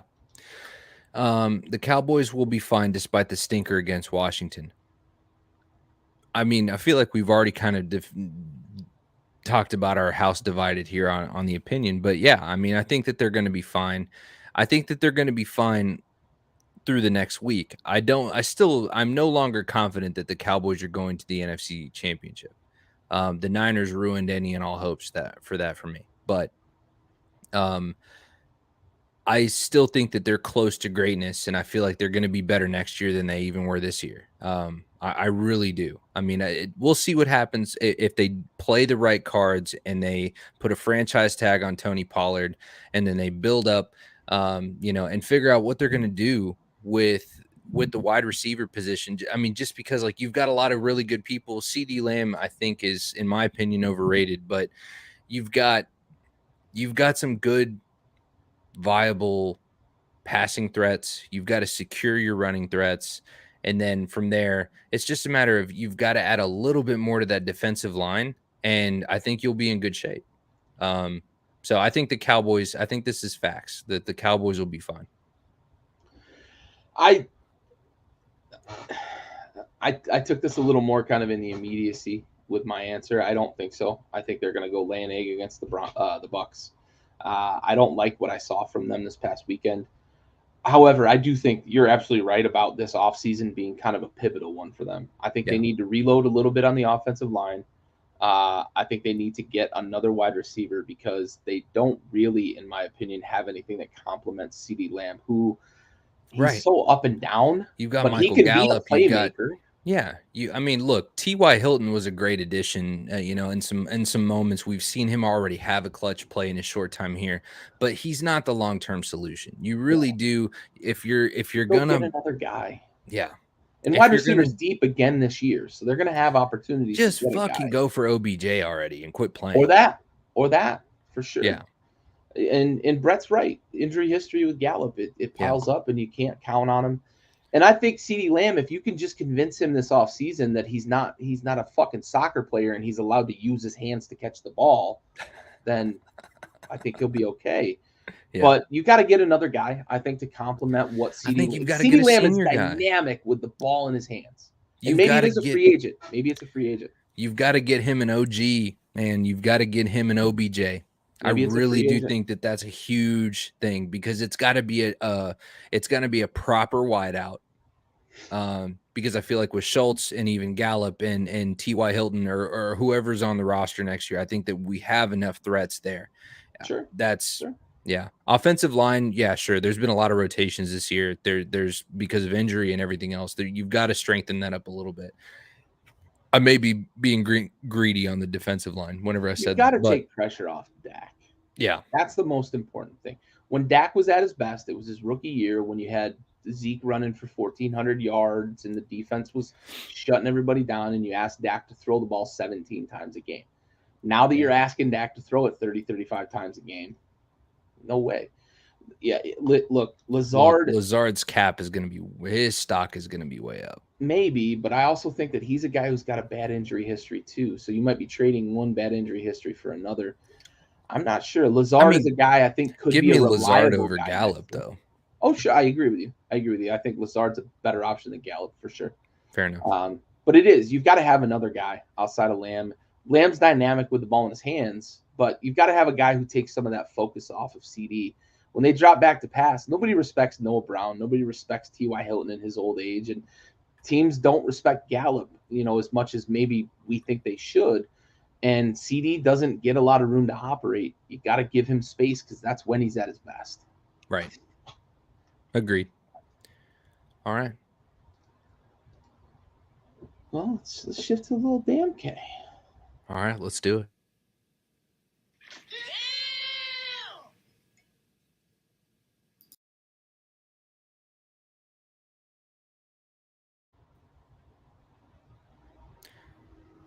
So, my damn K of the week, it's got to go in general to the Jaguars. I think is probably my favorite. Being able to produce the Doug Peterson offense the way it's worked out. I mean, like for me, it's got to be the Jaguars. I didn't see them having a singular chance to make the postseason, and here they are. Yeah, I mean, for me, it's the Jags. Yeah, that's a good choice. I thought the Titans would run away with that division. Yeah, Injuries caught up with them. Tannehill's been knocked out of games and dinged up all season. So Jaguars have taken full advantage and they're playing good football. Um, for me, it's similar, and it's just kind of the culmination of a season that I think is starting to kind of turn things around in the Motor City. It's Detroit. It's yeah, it's a big win, knocking out Green Bay.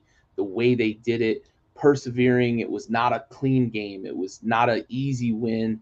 They got that late touchdown to take the lead, and then they picked Aaron Rodgers off again. And the DB that picked it off, Kirby Jones, I think is his last name, but he's like the first player ever to have 3 picks against Rodgers in a season. So that's a big fucking deal for a team that's turning a corner and to knock off who's been Big Brother for more than a decade in that division, basically for 30 years with Favre and Rodgers, essentially.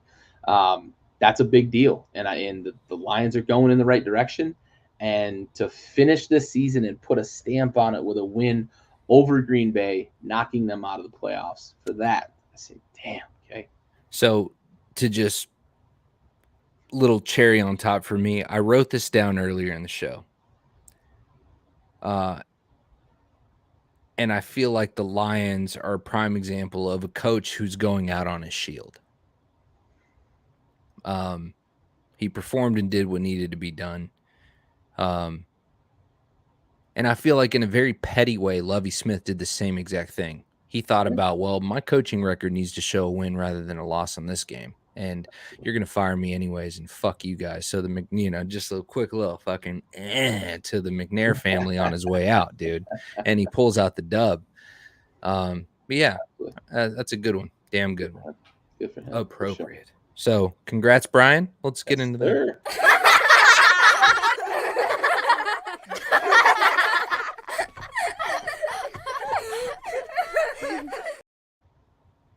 Which Brian are we congratulating for you this week, Gary?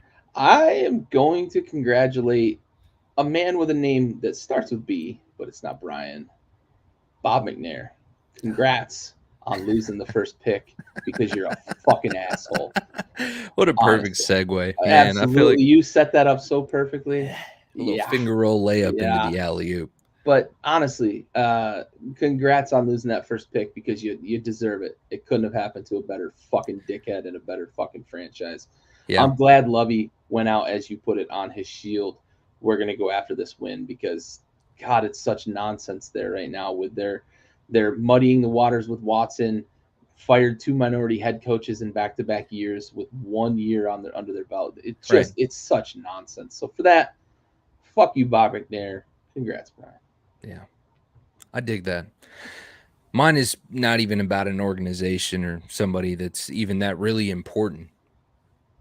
My congrats, Brian, goes to the man who went viral for throwing a temper tantrum as he walked himself crying and screaming and babbling like a fool back into the locker room after he got disqualified for pushing a fucking athletic trainer on the field. Quay Walker. The second time this year he's been disqualified for pushing somebody who's not wearing equipment.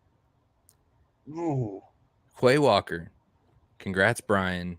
You are an absolute, like, fucking dunce is an understatement. Like, you're an idiot, dude. And who knows the overall game implications? Sure.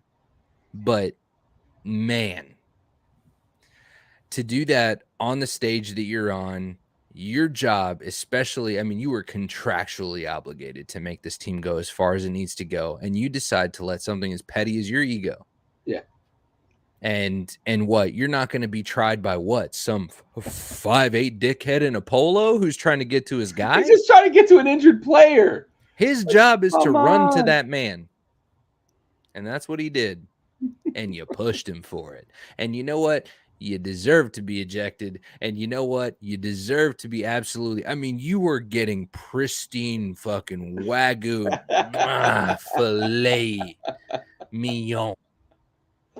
Oh, yeah, he did. Oh, dude, his walk-off was all time. Oh, my God. Only rivaled by the average toddler in mid-tantrum. Absolutely. Yeah. When you tell them they can't have Kraft mac and cheese only for dinner. Gotta eat something with it. Gotta eat something. Where's the meat? Where's the beef? But anyways, so yeah, that's my congrats, Brian. What a cunt. Yeah. Anyways. All right. Well, I think we did it. That's it, bud. Good episode. Yeah, good episode.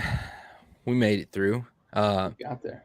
Had a nice little spread of folks on the show tonight, and much appreciated there. All the participation. Jeff, David, Aaron, Brett, Senior. Always good to see you guys. Some of you guys first face in a long time. Yeah. But anyways, the A1 since day ones. We appreciate you guys, and we'll be back next week whenever we debrief everything that's going to be going down this weekend. Gary, any closing thoughts? Playoffs are here, man. I'm excited. We got Super Wild Card Weekend. Some people have thoughts about whether, the 7 teams now in the playoffs is too many, but anything that gets me more playoff football, playoff any sport, I'm all for it. Yeah. My damn K actually really should have gone to Scott Hansen for just completing another amazing season of Red Zone. So his sign off so got me so in my feelings this week because he's done. That is my biggest regret, is that we don't get to watch Red Zone again until next year, or until preseason. So, anyways, we'll miss you, Scott. Anyways, from all of us here at Backyard Sports, we appreciate you guys tuning in. Be sure to tune in next Tuesday night, where we will debrief everything that has happened from what I'm sure is going to be a crazy wild card weekend. And we get ready to see how well these well-rested teams are going to do the following week as they get to start working through their first week bye. We appreciate you guys. Backyard Blitz, brought to you by Backyard Sports Media. Be sure to tune in next week. Be sure to check in. When's the next tailgate airing? Wednesday, tomorrow. Tomorrow okay, we're going to recap the Natty. You've got to recap the absolute pillaging that happened in Los Angeles as 72-year-old Bennett gets himself another Natty. Jesus, that man is collecting Social Security and winning national championships. My man is out here drawing off the 401k, riding off into the sunset. Is there a 401k with NIL deals? Apparently, so I guess so. Comes with pennies. We appreciate you guys. Tune in tomorrow for the Tailgate Trash Talk. We will see you guys next week. See ya.